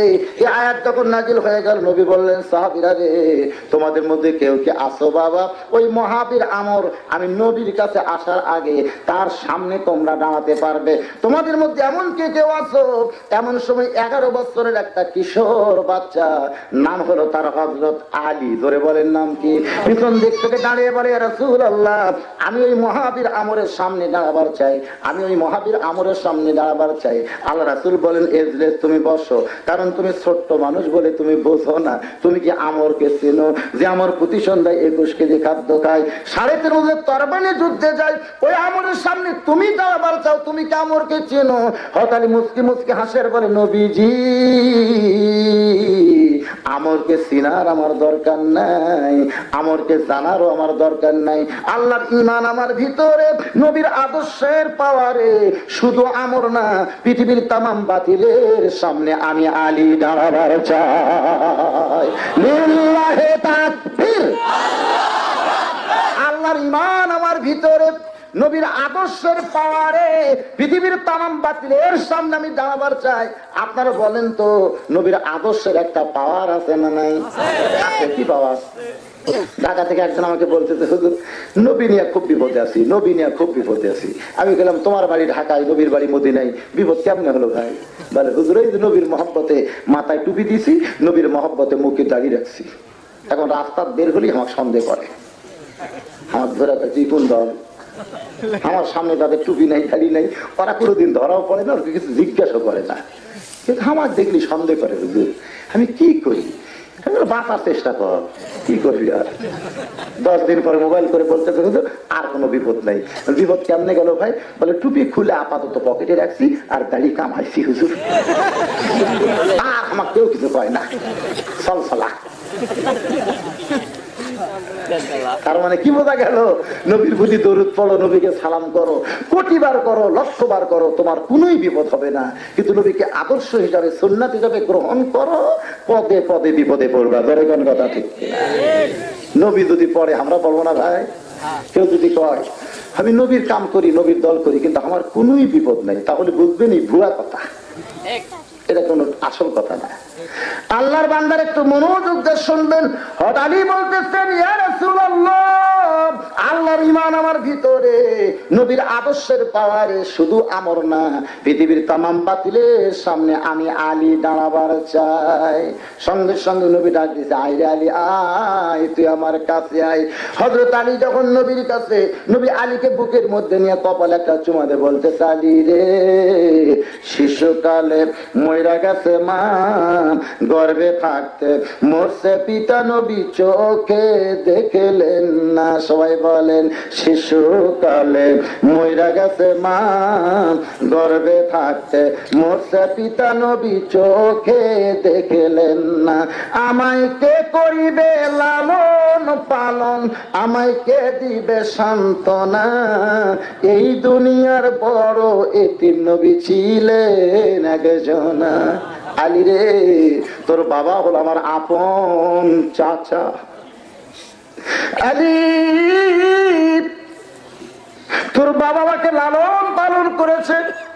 আবু তালেব যখন মৃত্যুর বিছানায়, তখন নবীর হাতটা ধরে বলতেছে, বাবা তুই কি তোর বাপের মুখ দেখছিস? সঙ্গে সঙ্গে নবী চাচার কপালে চুমা দিয়ে বলে, চাচা এই কথা আপনি বলবেন না, আমি বাবার মুখ না দেখলে কি হবে, আপনি তো আমার বাবা, আপনি আমাকে লালন পালন করেছেন, আমার কোনো কষ্ট আপনি আমাকে বুঝতে দেন নাই, এমন করে কেন বলতেছেন? আবু তালেব বলে, বেটা রে, তুই কি ঋণ শোধ করতে চাস? নবী বলে, চাচা এই ঋণ কোনোদিন শোধ করা যাবে না। আবু তালেব বলে, বেটা তুই ঋণ শোধ করতে পারবি, আমি মরে যাওয়ার পর আমার দুইটা সন্তানকে লালন পালনের চুক্তি নিবি, একটা হলো জাফর আর একটা হলো আলী। আমার এই দুই সন্তানকে তুই কি লালন পালন করতে পারবি? সঙ্গে সঙ্গে নবী চাচার কবরে চুমাতে বলে, চাচা ওই আল্লাহর শপথ করে বলতেছি, আপনি যেমন আমাকে লালন পালন করেছেন, আপনার দুইটা সন্তানকে আমি লালন পালন করতে চাই। নবী কান্দের বেলা, আলী রে, আজকে তোর মতন ছোট্ট বাচ্চাকে অত বড় বীরের সামনে যদি আমি পাঠায় দেই, তাহলে মানুষেরা ঠাট্টা করবে, বিদ্রুপ করবে। মুসলমানের নবী বাঁচার জন্য এতটুকু একটা বাচ্চাকে বীরের সামনে পাঠাইছে। সঙ্গে সঙ্গে হযরত আলী নবীর বুকের মধ্য থেকে মাথা টানতে পারে, নবীজি আপনি যেমন আমাকে ভালোবাসেন, আমি আমার জীবনের চাইতে আপনাকে বেশি ভালোবাসি। হুজুর, একটা কাফের এসে আপনাকে মারবে, একটা কাফের আপনাকে মারবে, এইটা শোনার পর আমি আলী দাঁড়ায় থাকবো, এটা কখনোই সম্ভব না। আগে আমার জীবন দেব, আমার জীবন দেব, আমার জীবন থাকা অবস্থায় আমার নবীর কাছে কোনো কাফেরকে আমি আসতে দিব না। নবী ডাকতে বলে, ওসমান। নবী ডাকতেন, ওসমান। ওসমান গুনি বলে, লব্বাইকে রাসূলুল্লাহ। আল্লাহ নবী বলে, ওসমান রে, তোমার বাড়ি থেকে কোনো তরবারি আছে? ওসমান গুনি বলে, নবীজি ঈদুল আজহার মধ্যে আমি উট কুরবানি, দুম্বা কুরবানি করি, এই দুম্বা উট কুরবানি করার জন্য একটা তরবারি আছে। আল্লাহ রাসূল বলে, ওসমান সেই তরবারিটাই নিয়ে আসো। ওসমান গুনি তরবারিখানা এনে নবীর হাতে যখন দেয়, নবী তাকায় দেখে মাত্র 27 ইঞ্চি একটা ছোরা। ওই তরবারিটা আলীর হাতে দিয়ে বলে, আলী রে, 3.5 মজুরের তরবারি নিয়ে আসতেছে আমাকে হত্যা করার জন্য, আমি তোমাকে টুপি তসবি দিয়া পাঠাবার পারি না বাবা, এই জন্য 27 ইঞ্চি তরবারি দিলাম, এই তরবারি নিয়ে তুমি আমরের সামনে দাঁড়িয়ে যাও। হযরত আলী তরবারি খানা নিয়ে যখন দৌড় দেয়, পিছন দিক থেকে নবী তাকে বলে, আলী রে, এত দূরে দৌড়াস কেন, এত দূরে দৌড়াস কেন? বলে, ইয়া রাসূলুল্লাহ, আমর তো অনেক আগেই রওনা দিয়েছে, এই জন্য অনেক দূর পর্যন্ত আইছে, কিন্তু আমি তো রওনা দিলাম পরে, এজন্য হেঁটে গেলে হবে না, দৌড়াইতে দৌড়াইতে মাঝ রাস্তায় ওকে আটকায় দিব। আপনার পবিত্র চেহারা দেখার আগে আমি আলী ওকে জাহান্নামে পাঠাবার চাই। লিল্লাহি আপনার পবিত্র চেহারা দেখার আগে আমি আলী ওকে জাহান্নামে পাঠাবার চাই। বাগানকে হযরত আলী দৌড়াইতে দৌড়াইতে ওই মহাবীর আমরের সামনে দাঁড়াইছে, পিছনে হাজার হাজার কাফেররা খালি মিছিল করতেছে, আসতেছে। মিছিল বোঝেন না? মুসলমানের নবীকে বাঁচানোর শক্তি কারো নাই। আজকে আমাদের বড় বীর কাবা শরীফ সে শপথ করেছে, মুসলমানের নবীর মাথা না কাটা পর্যন্ত দুনিয়ার পানিও পান করবে না, দুনিয়ার কোনো খাদ্য খাবো না। এই বীরের সামনে দাঁড়াইছে হযরত আলী। ধরে কোন কে? আমর অট্ট হাসি দেয়, কে রে তুই? পুষ্কা চিনিস আমারে? আমি হলাম দুনিয়ার সবচাইতে বড় বীর, আমার সামনে দাঁড়াইছিস, তুই কি আমারে চিনিস? যতই চেষ্টা কর মুসলমানের নবীকে আমার হাত থেকে কেউ বাঁচাবার পারবে না। সঙ্গে সঙ্গে হযরত আলীর 27 ইঞ্চি তরবারি দিয়া রাস্তাতে একটা দাগ দিছে। ধরে কোন কি দিছে? আমরের সামনে রাস্তাতে তরবারি দিয়ে দাগ দিছে। দাগ দিয়ে বলতেছে, নবী হত্যা করবি রে কাফেরের পাটা, তুই কত বড় বাপের বেটা, আল্লাহ নবী তো দূরের কথা, এই দাগটা ডেঙ্গায় তুই সামনে যা, এক ধাপ যা। কথার দিকে খেয়াল করবেন, কাফেরের পাটা কত বড় বাপের বেটা, আল্লাহ নবী তো হত্যা করার দূরের কথা, এই দাগ দিলাম, এই দাগটা ডেঙ্গায় খালি সামনে যা, দেখি তুই কত বড় বাপের বেটা। যা, এক কথাতে আমরের কি কয় রে পুচকা কয় কি, নবী হত্যা করবি, পার হ, কাল দাগটা পার হ। রাসূল বলেছেন, আমার আলী যখন হাত মারে, এই হাকের নাম হলো হায়দারি হাক। ধরে বলেন কি হাক? এক হাকের শব্দ 30 মঞ্জিল পর্যন্ত আল্লাহ পৌঁছেছে। 30 মঞ্জিল মানে 30 মাইল না। আপনার মনে করবেন 30 মাইল না, মক্কা থেকে মদিনা হলো 13 মঞ্জিল, 430 কিলো। 430 কিলো যদি 13 মঞ্জিল হয়, তাহলে 30 মঞ্জিল হিসাব করেন। আমাদের মতন টাইনসা না, এটি তকবীর দিলে ওই এরুলের রাস্তাতে যাবি না। এতগুলো মরদ আপনারা যারা আমার সামনে বসে আছেন ভাই, অনেকই তেলতেলা গোয়েন্দার, আগামীকাল তাসতলে বলবে সুন্দর সময় মানুষ হয়। ওরা নিজেও আসেনি, আবার ওইখানে কিন্তু তেলতেলারা বলছে যে মানুষ হবে, সুন্দর সময় মানুষ হয়। আপনারা আমার সামনে আছেন না নাই? একটা তকবীর দেওয়া লাগবে, জীবনের শ্রেষ্ঠ তকবীর। পারবেন না ভাইজান? হুলকুমের মধ্যে হয়তো শয়তান থাকতে পারে, একটু গলা খাঁকারে দেন। লিল্লাহি তাকবীর।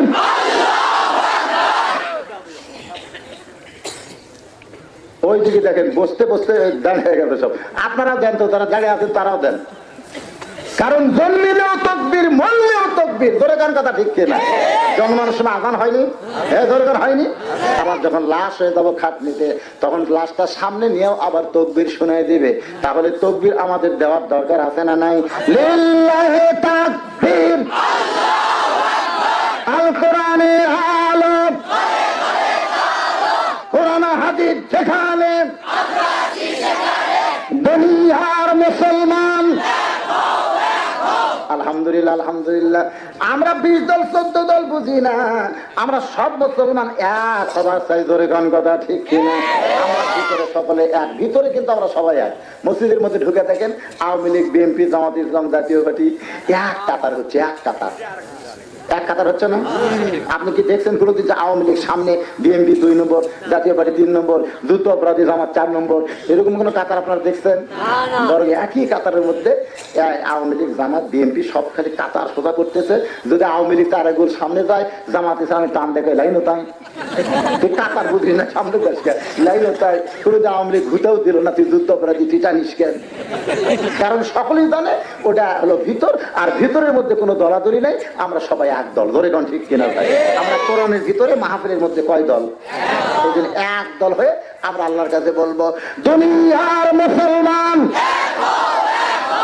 আলহামদুলিল্লাহ। একটু খেয়াল করে শুনবেন, আল্লাহর বান্দা হযরত ওমর চোখের পানি বের করে বলতেছে, যে মদিনায় সিংহ রয়েছে, এই মদিনায় বাঘটা কোত্থেকে আসবে? এটা বুঝাইতে গিয়ে আমি নিয়ে গেছি হযরত আলীর কাছে। আলী ওই যে একটা রাস্তার উপর ডাক দিয়ে বলতে, তুই কত বড় বাপের বেটা, আল্লাহর নবীকে হত্যা করার দূরের কথা, এই দাগটা ডাঙ্গায় তুই যা। সঙ্গে সঙ্গে আমরের কলিজার মধ্যে তড়পড়ানো শুরু হয়েছে। সমস্ত কাফিরা বলতেছে মারেন মারেন মারেন, সমস্ত কাফিরা আমিরকে বলতেছে মারেন। এই ছোট্ট বাচ্চা আপনাকে কি ভুলাইলো, আর আপনি এমন ভাবে থমকে দাঁড়ালেন, মারেন। আমার খালি মনে হয় মারবার তো কোষ রে, কিন্তু বল নাই, ধরে কন কি নাই। দেখবেন হিয়া তাজা মোটা মানুষ একটা তেলা পোকা থেকে দৌড়াই, দেখেন না ঘরের মধ্যে একটা, ওরে বাবা রেখে দৌড় মারছে, উষ্টা লাগে পড়ছে, কি হয়েছে রে ভাই? তেলা পোকা রে, তেলা পোকা রে। এইরকম শরীর তেলা পোকা থেকে ভয় করে। আবার চিকন যখন একটা মানুষ একটা সাপ নিয়ে, তাহলে আপনার বলেন তো এটা দেহ থেকে লাভ আছে?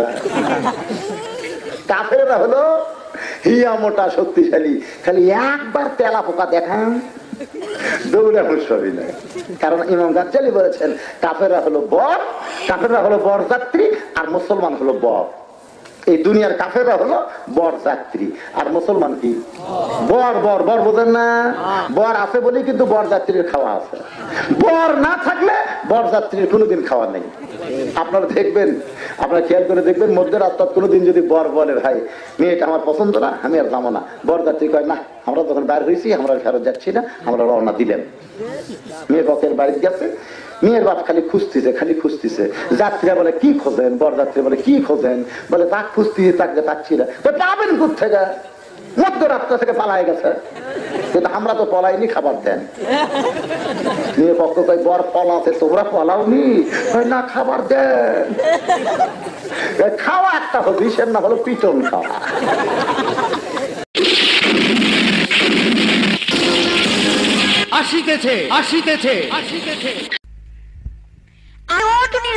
টুনির বাবা কি হয়েছে? আরে তুমি এখনো ঘুম থেকে উঠলা না? কি হয়েছে? শোনো, হ্যাঁ বলো। আমাদের আলম ভাই, হ্যাঁ। আলম ভাই এবার মেম্বার পদে, তারে ভোট দেওয়ান লাগবো না? আরে তাতে কি হয়েছে? মেম্বার পদে তো আরো অনেকেই দাঁড়াইছে। শোনো, আলম ভাই আমাদের এলাকার কৃতি সন্তান, আচ্ছা। জনদরদি, হ্যাঁ। আমাদের সবার কাছের মানুষ, আচ্ছা, তো তারই তো ভোটটা দেওয়া দরকার। এটা তো তুমি জব্বর কথা শুনাইলা। তো তাহলে চলো চলো, এখনই চলো।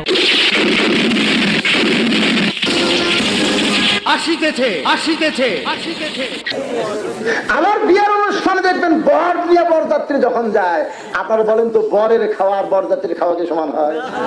বর একটু বড় গাছ দিবার চাচ্ছি, কোল দ্বারা ঘুরতে পারে। কি রে, কি তুই কি গরু নাকি রে? তাকায় দেখ। ওই জানলাতে তোর শাশুড়ি দেখতেছে, খালা শাশুড়ি দেখতেছে, এই দিক দিয়ে তোর বউ আত্মীয় স্বজন দেখতেছে। তুই গাছ মারবি কেন? ছোট ছোট খা, কম খা। আজকে তুই পরীক্ষার মধ্যে আছিস রে পাগল।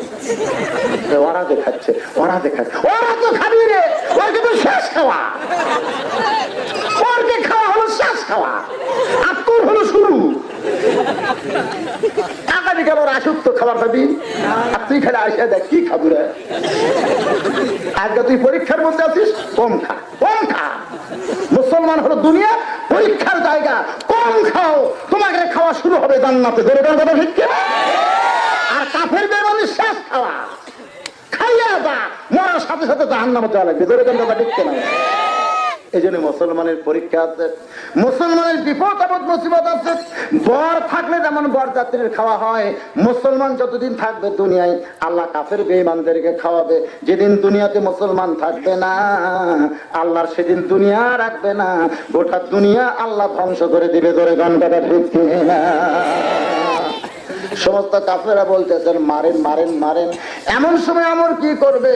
ওই 3.5 তরবারিটা হযরত আলীকে ভয় দেখানোর জন্য যখন মারছে, যেইভাবে এভাবে তরবারি মারছে, ইয়ানজুরু বিনুরিল্লাহ, হযরত আলী তাকায় দেখে ওইটা তরবারি না, ওইটা যেন কাঠের একটা তক্তা। কি দেখতেছে? তক্তা। আলী আবার চোখ, আবার দেখে তক্তা। তরবারি তক্তা হলো কেন? আল্লাহ তুই আমার জন্য আইসিস আলী? হ্যাঁ, তোর কলিজার মধ্যে তরবারির ভয় থাকবে? আমি তরবারির ভয় তুলে দিয়ে তো তক্তা দেখালাম। আমাদের জাতির ভিতরে বসে আছে চলকে, নবরুদ খানে ঢোলকের দাঁড়িয়ে যায়, টাকা দেখ, আগুন দাও দাও করে জ্বলতেছে, পড়বি আর মরবি। আল্লাহ কা ইব্রাহিম তাকাতো, এতবার তাকাবার তাকা। ইব্রাহিম নবী তাকায় দেখে আগুন তো নাই, সবুজ রঙের বাগান। আল্লাহ আল্লাহ, নমরুদ কি কয় আমি কি দেখি? আল্লাহ বলে যেটা দেখিস ওটাই ঠিক।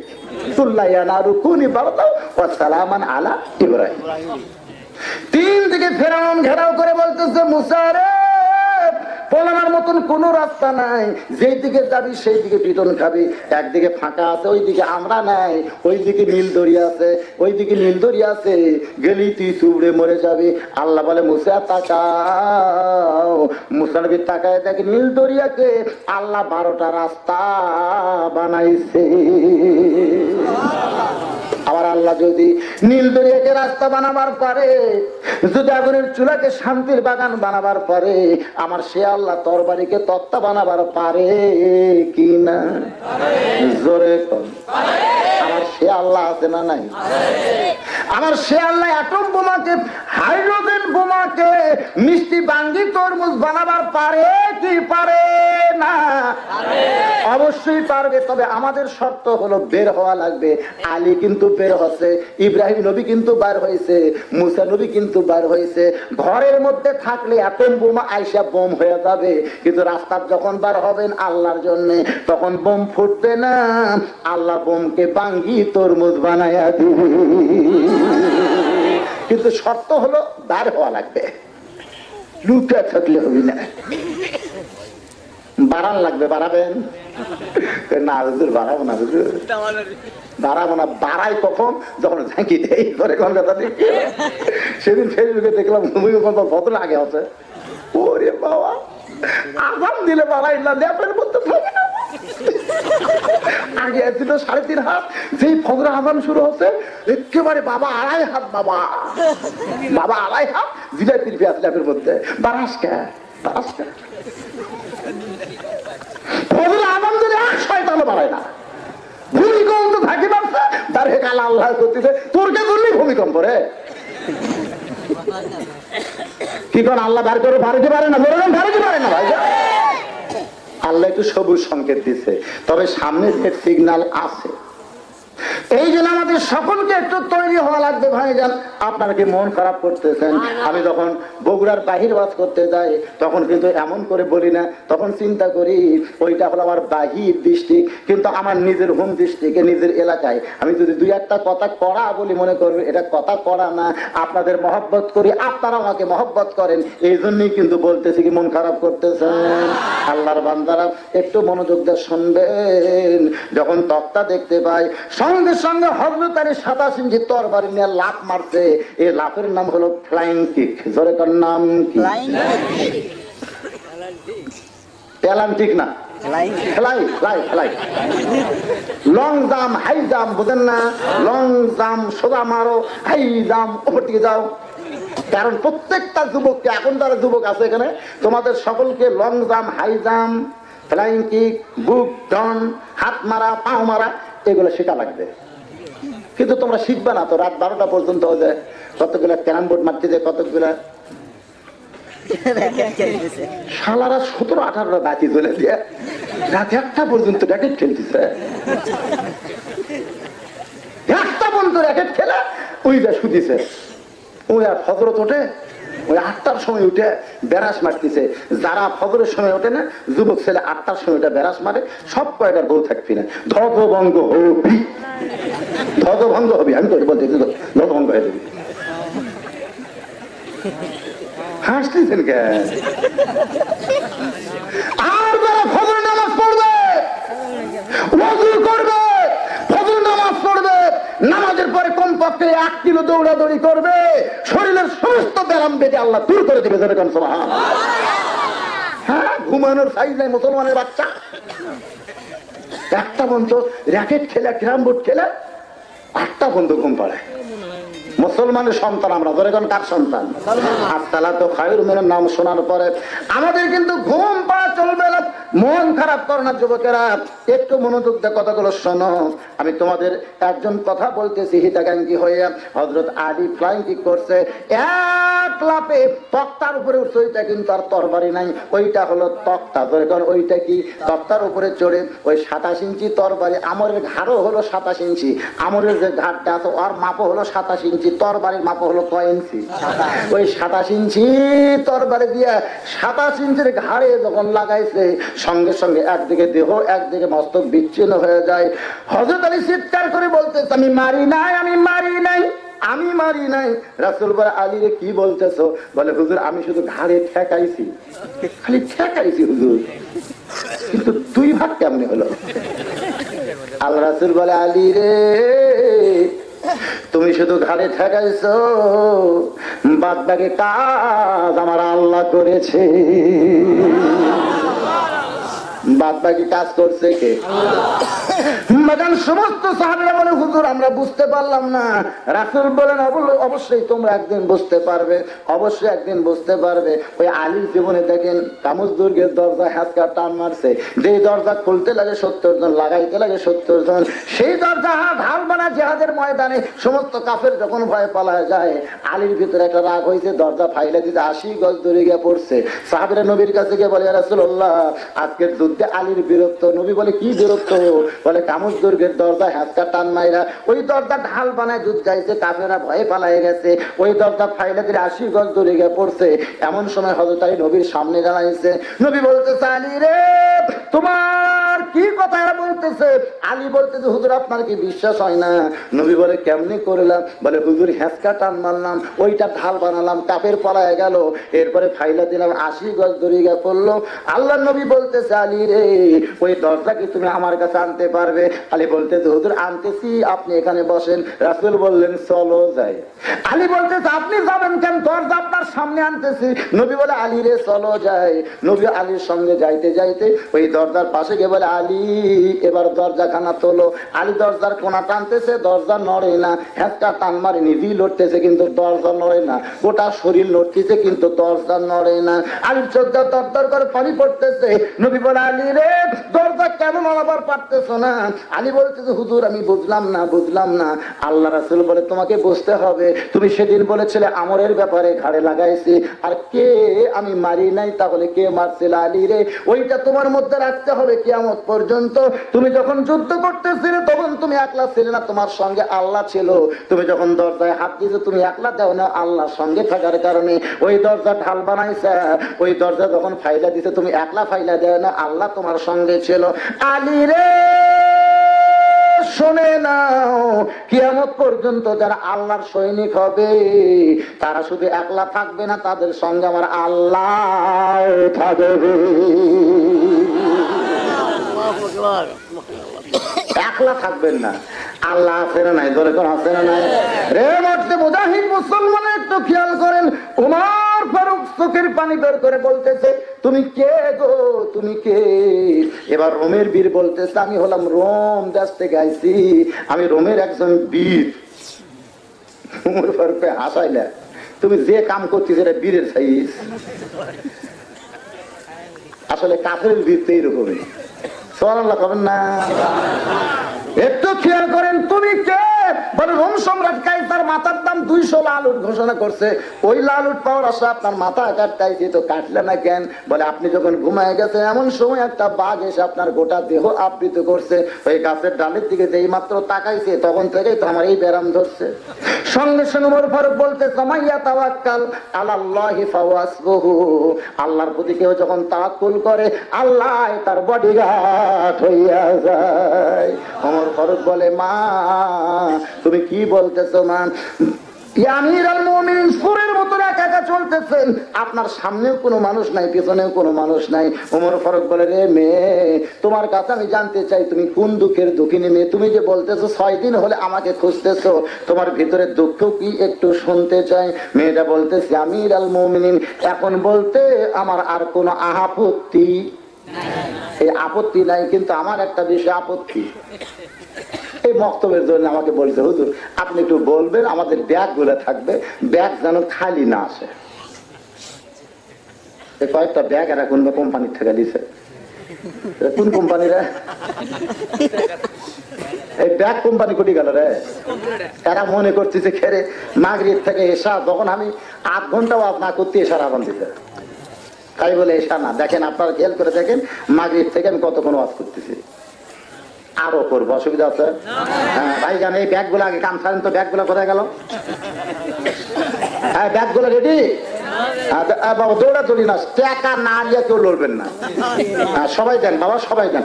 এই এখন আবার এই 5টি টোকা যায়, 5টি টোকাকে যায় ওইদিকে।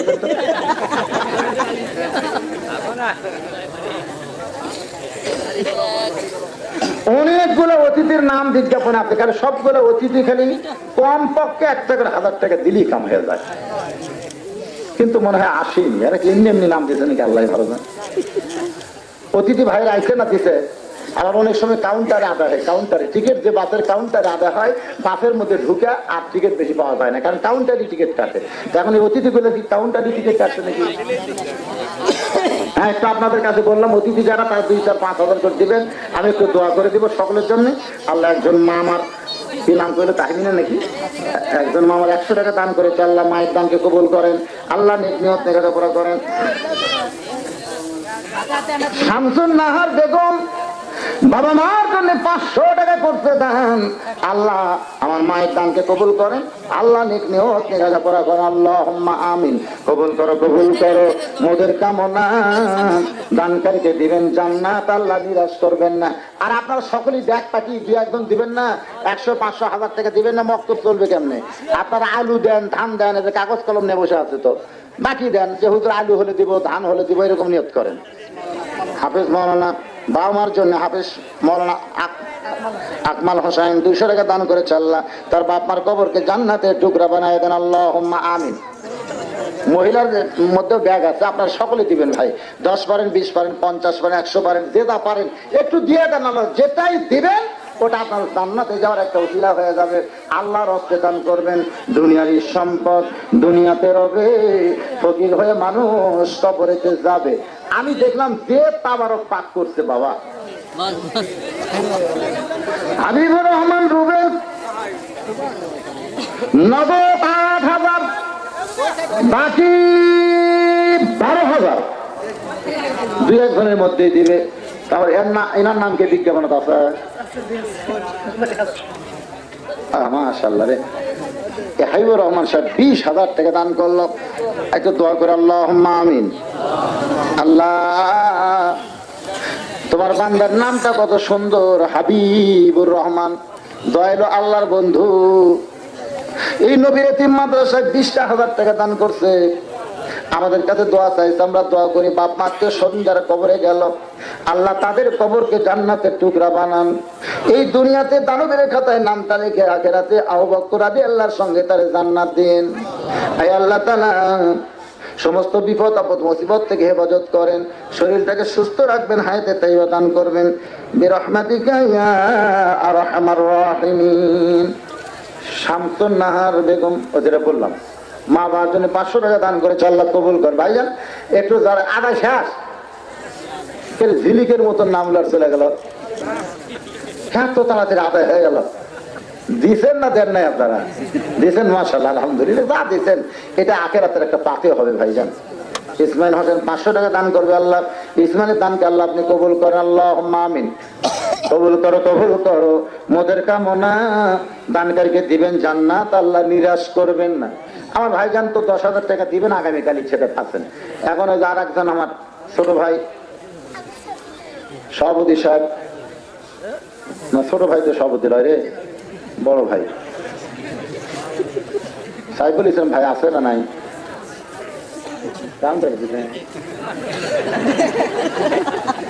না কাউন্টার, আসলে এইরকম অতিথিকে কাউন্টারে খাওয়া দাওয়া করে আগে টাকা নিয়ে নেয়, এই জন্য আমি সেজন্য বলে আর তারকে অসরম দিবার চাই না, কারণ কাম যে আগেই করে করছেন সেটা দিয়ে দিই, সবই দিয়ে দিই। হ্যাঁ, তাহলে ওনাকে বিব্রত করে লাভ নাই। আমি ভাইজান বলবো তো সেটা বললাম না, ওনারা কাউন্ট আমার সব ঠিকঠাক। এমনি এত সাহস পায় একটা গরু জব করে কোয়ালিটির বিরিয়ানি ফেললে মসজিদের মধ্যে ঢুকাই, এই সুগন্ধ ভাইয়া বলছিল ভাই আমাকে এক থালি দেওয়া, আমি খাই। সুবহানাল্লাহ, সেই রকম স্বাদ ভাই রে, মনে হয় ডালটাও মারছে, মনে হয় ডালটাও মারছে। আপনাদের তাবারকের ব্যবস্থা করছে, এটা কি এশার নামাজের আগেই দিবেন না পরে?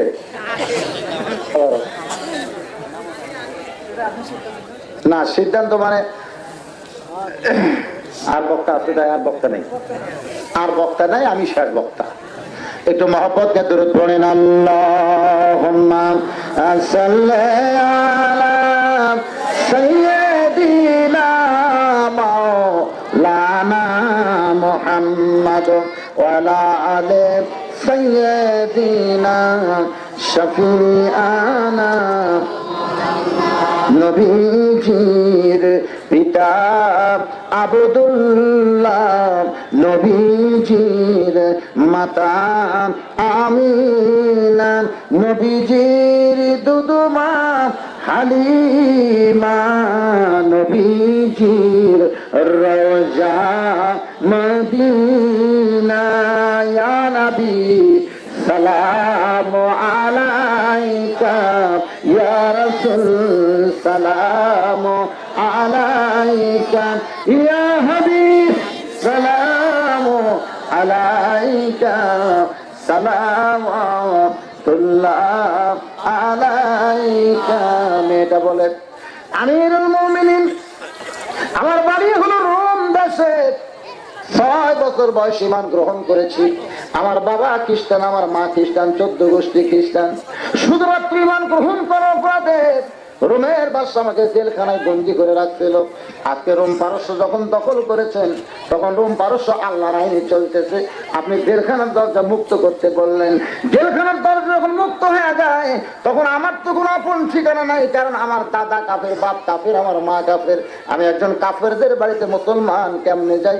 এই জন্য 6 দিন হলে 2 পাহাড়ের মাঝখানে ঘুরতেছি। যদি আপনার দেখা পায়, তাহলে আপনার কাছে আমি একজন হতভাগ্য এবং দুঃখী আশ্রয় চাই।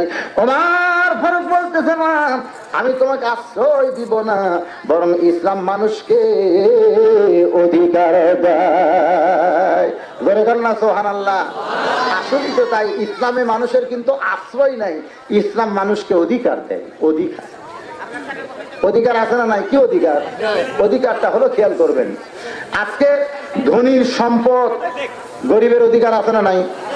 আপনি কি মনে করছেন ধনী একলা একলা খাবে? মুসলমান যদি হন, তাহলে অবশ্যই অধিকার জিনিসটা বুঝতে হবে। আল্লাহর আইন যখন সমাজের মধ্যে চালু থাকবে, তখন সমাজে কোনো সুদ থাকবে না, বরং সমাজ অর্থনীতি চলবে জাকাত দিয়া। ধরে কোন কি দিয়া? আজকে অনেক ধনী আছে, তারা জাকাত দেয় না, তারা কিন্তু সম্পদের হিসাব করে না ভাইজান। এই জন্য একটু বলতেছি, আল্লাহর আইন যখন চালু থাকবে দুনিয়ায়, তখন দেখবেন গরিবরা তাদের অধিকার পাবে, মেয়েরা তাদের অধিকার পাবে, শ্রমিক তাদের অধিকার পাবে, প্রত্যেকটা মানুষকে অধিকার দেওয়া হবে। কিন্তু যতদিন আল্লাহর আইন চালু না হবে, ততদিন মানুষ কিন্তু অধিকার পাবে না। মানুষ কিন্তু একটা মানুষের কাছে আশ্রয় চাবে। আসলে আশ্রয় চাইতে হবে শুধুমাত্র কার কাছে? ইয়্যাকা না'বুদু ওয়া ইয়্যাকা নাস্তাঈন। আজকের আলোচনা আমি আপনাদের সামনে কম করলাম না, যেটুকু করলাম আল্লাহ যেন আমাদের সকলকে আমল করার তৌফিক দান করুক। সকল বলে আল্লাহুম্মা আমিন। যে লোকটা আপনার বসে আছে, এই লোকটা লাইন হয়ে বসার মতন তো জায়গা নাই। আপনার তাবারক কিভাবে দিবেন? লাইন করে দেওয়া লাগবে না? লাইন করা লাগবে। হ্যাঁ হ্যাঁ, আমি মোনাজাতের মধ্যেই তাবারক দেওয়া শেষ করে দেবেন। আমার মোনাজাত চলবে, তাবারক শেষ হইছে যেন না হয়। আপনি একটু লাইন করেন তো, ইস্তেগফার পড়েন, একটু লাইন হয়ে বসেন। যার মাঝখান দিয়ে আপনাদের ভিতর দিয়ে যেন যাবার পরে একটু লাইন হন। এখন দোয়ার জন্য মোতাওয়াজ্জা হন। হাত পাঠাবেন কার কাছে? আর যারা তাবারক দিবেন, তারা তাবারক দেওয়ার সময় কোনো প্রকার শব্দ করবেন না। আপনারা হাত তুলবার না পারলেও আমিন আমিন করবেন। যারা তাবারক দিবেন, তারা হইচই না করে এই সাগীদারকে ডাকবেন না, চিল্লাচিল্লি করবেন না, কারণ দোয়া করা হচ্ছে কার কাছে? আল্লাহর কাছে। এই জন্য সকলে খেয়াল করবেন, জীবনের শেষ দোয়া হতে পারে। তাবারক যারা দিবেন, তারা হইচই না করে, বরং তারা আমিন আমিন করবেন আর তাবারক দিয়ে দিবেন। কেউ যদি তাবারক না পান, পরে আপনাদেরকে আবার দেওয়া হবে। তবে আপনারা পেয়ে গেলে তো আর তো কোনো সমস্যা নেই। আপনাদেরকে লাইন হতে বলা হলো, কিন্তু মানুষের এত চাপ, এখানে লাইন হতে গেলে তো একটা জায়গা বের করা লাগবে, সেই জায়গাটা আপনাদের মাঝখানে নাই, যার কারণে আপনারা কাতারবদ্ধ হতে পারতেছেন না, এটা আমি বুঝতেছি। তো এখন মোনাজাত শুরু হচ্ছে, এই ফাঁকে আপনার তাবারকটা দিয়ে দিবেন। আল্লাহুম্মা আমিন। আল্লাহুম্মা আনতাস সালাম ওয়া মিনকাস সালাম, তাবারাকতা ইয়া যাল জালালি ওয়াল ইকরাম। আয় আল্লাহ তাআলা, মাগরিবের নামাজের পর থেকে এই দীর্ঘ সময় পর্যন্ত তোমার পাগল বান্দা বান্দিরা আল্লাহ তাআলা সুন্দর কালে, আয় আল্লাহ, যতগুলো গল্প গুজব ছিল, কাজ কাম ছিল, খাওয়া দাওয়া ছিল, সবকিছু বাদ দিয়া আজকে জান্নাতের বাগানে শামিল হইয়া এই দীর্ঘ সময় কোরআন হাদিস আলোচনা শোনার শেষে আমি গুনাহগারের সঙ্গে রহমতের দরজায় দুখানা হাত তুলেছে। মেহেরবানি করে আজকের মাহফিল আমাদের সকলের হেদায়েতের জন্য, নাজাতের জন্য, জান্নাতের জন্য কবুল করো। এই মাহফিলের শুরু থেকে শেষ পর্যন্ত যত আলোচনা করলাম এর মধ্যে যদি ত্রুটি হয় ভুল হয় মাফ করে দিও। এর যা হাদিয়া মঞ্জুর করো। সোনার মদিনায় নবী পাকের রওজা মোবারকে আল্লাহ কবুল করে নাও। তামাম আম্বিয়ায়ে কেরাম, আসহাবে কেরাম, তাবিঈন কেরাম, তাবিঈন কেরাম, তামাম পৃথিবীর মাটির নিচে যত মুমিন মুমিনার সাথে আল্লাহ সকল করে হাদিয়া কবুল করো। আমরা যারা হাত তুলেছি আমাদের মধ্যে জনম দুখুনি মা যাদের কবরে গেছে, ছোট্ট একটা শব্দ হলো মা। এই নামের মধ্যে যে কি মধু, যাদের মা নাই তারাই বুঝতেছে। এই দরদের মা যাদের কবরে গেল আল্লাহ মেহেরবানি করে মায়ের কবরকে জান্নাতের টুকরা বানিয়ে দাও। আমাদের দাদা দাদি নানা নানি আত্মীয় স্বজন শ্বশুর শাশুড়ি যাদের কবরে গেছে আল্লাহ কবরবাসীদের তুমি মাফ করে দাও। আল্লাহ তাআলা এই যে তোমার আমবাড়িয়া পরিবারী নুরানি মাদ্রাসা, যে মাদ্রাসাকে কেন্দ্র করে এত বড় আয়োজন, এই মাদ্রাসাকে কিয়ামত পর্যন্ত কবুল করো। এই মাদ্রাসায় যারা জায়গা দিল, জমি দিল, জায়গা জমি দিয়ে আজকে যারা কবরে চলে গেছে, এই মাদ্রাসা বেশিলাই তাদের কবরকে জান্নাতের টুকরা বানাও। এই মাদ্রাসার বর্তমানে যারা দায়িত্বে আছে আল্লাহ এই মাদ্রাসা পরিচালনা করতেছে, তাদের সকলকে মাদ্রাসার ওসিলায় কবুল করে নাও। এই মাদ্রাসার ওস্তাদ, মাদ্রাসার তালবে ইলম, আয় আল্লাহ তাআলা আজকে মাদ্রাসায় যারা দান করলো, আয় আল্লাহ প্রধান অতিথি, বিশেষ অতিথি, আজকের মাঠে আমন্ত্রিত অতিথি যারাই দান করেছে আল্লাহ সকলের দানগুলোকে জান্নাতের বিনিময়ে কবুল করো। শ্রোতাদের মধ্য থেকে আল্লাহ 2 টাকা থেকে 100 টাকা 500 টাকাও দান করেছে আল্লাহ, আল্লাহ তাদের দানকেও জান্নাতের বিনিময়ে কবুল করো। আয় আল্লাহ খাস করে আবু জাফর, আবুল হোসেন আল্লাহ অসুস্থ আছে, তাদের জন্য দোয়া চাইছে। আবার আল্লাহ তোমার এক বান্দা হাবিবুর রহমান, তার জন্য দোয়া চাইছে। আল্লাহ সকলের জন্য আমরা দোয়া করি। আজকের মাহফিলের প্রধান অতিথি আমার আব্দুল লতিফ ভাইয়ের জন্য দোয়া করি। আজকের মাহফিলের সম্মানিত সভাপতি, আজকের মাহফিলের বিশেষ অতিথি, আল্লাহ সকলের জন্য সকলে আমরা দোয়া করি। আল্লাহ সকলের হকে দোয়াকে কবুল করেন। আমার মা বোনেরা পর্দার অন্তরালে বসে বসে শুনছে, আমি রাস্তানিয়া পর্দা নিশি কবুল করে মা ফাতেমার সঙ্গে তাদের জান্নাত দিয়ে দেন। গোটা বিশ্বের মুসলমানকে আল্লাহ আপনি হেফাজত করেন। আমার বাংলাদেশের প্রতি আল্লাহ আপনি রহম করেন। এই দেশে আজকে যারা বিপদ আপদ মুসিবত জেল জুলুমের মধ্যে আছে আল্লাহ আলেম ওলামা সকলকে কুদরতি ভাবে আল্লাহ আপনি হেফাজত করেন। মাবুদ কত মানুষের জানাজার নামাজ আমরা পড়েছি, এই 2 হাত দেখ কত কবরে আমরা মাটি দিয়েছি। একদিন আমরা সবাই মরে যাব। যেদিন আমাদের মরণ হবে এদিনটা যেন জুমার দিন হয়, মাসটা যেন রমজান মাস হয়। ইমানের সাথে ইজ্জতের সাথে মুসলমান হইয়া এই দুনিয়া থেকে যেন বিদায় নিতে পারে। আল্লাহ কবুল করেন। আমার মা বোনদের কবুল করেন। আমার মা বোনদেরকে আবেদা সালিহা পর্দায় কবুল করেন। মা ফাতেমার সঙ্গে তাদের জান্নাত দিয়ে আয় আল্লাহ তাআলা গুনাহগার বলে তো ফিরাই দিবেন না। এই আমবাড়ি পলি বাড়ি গোরস্থানে যত মুর্দাসে আছে আল্লাহ সকলের কবরকে জান্নাতের টুকরা বানায়া দেন। আল্লাহ তাআলা যেদিন মরণ হবে দিনটা যেন জুমার দিন হয়, মাসটা যেন রমজান মাস হয়। ইমানের সাথে ইজ্জতের সাথে মুসলমান হইয়া এই দুনিয়া থেকে বিদায় নেওয়ার কালে আমাদের জবানে জারি করে দিবেন লা ইলাহা ইল্লাল্লাহু মুহাম্মাদুর রাসূলুল্লাহ সাল্লাল্লাহু আলাইহি ওয়াসাল্লাম। আসসালামু আলাইকুম।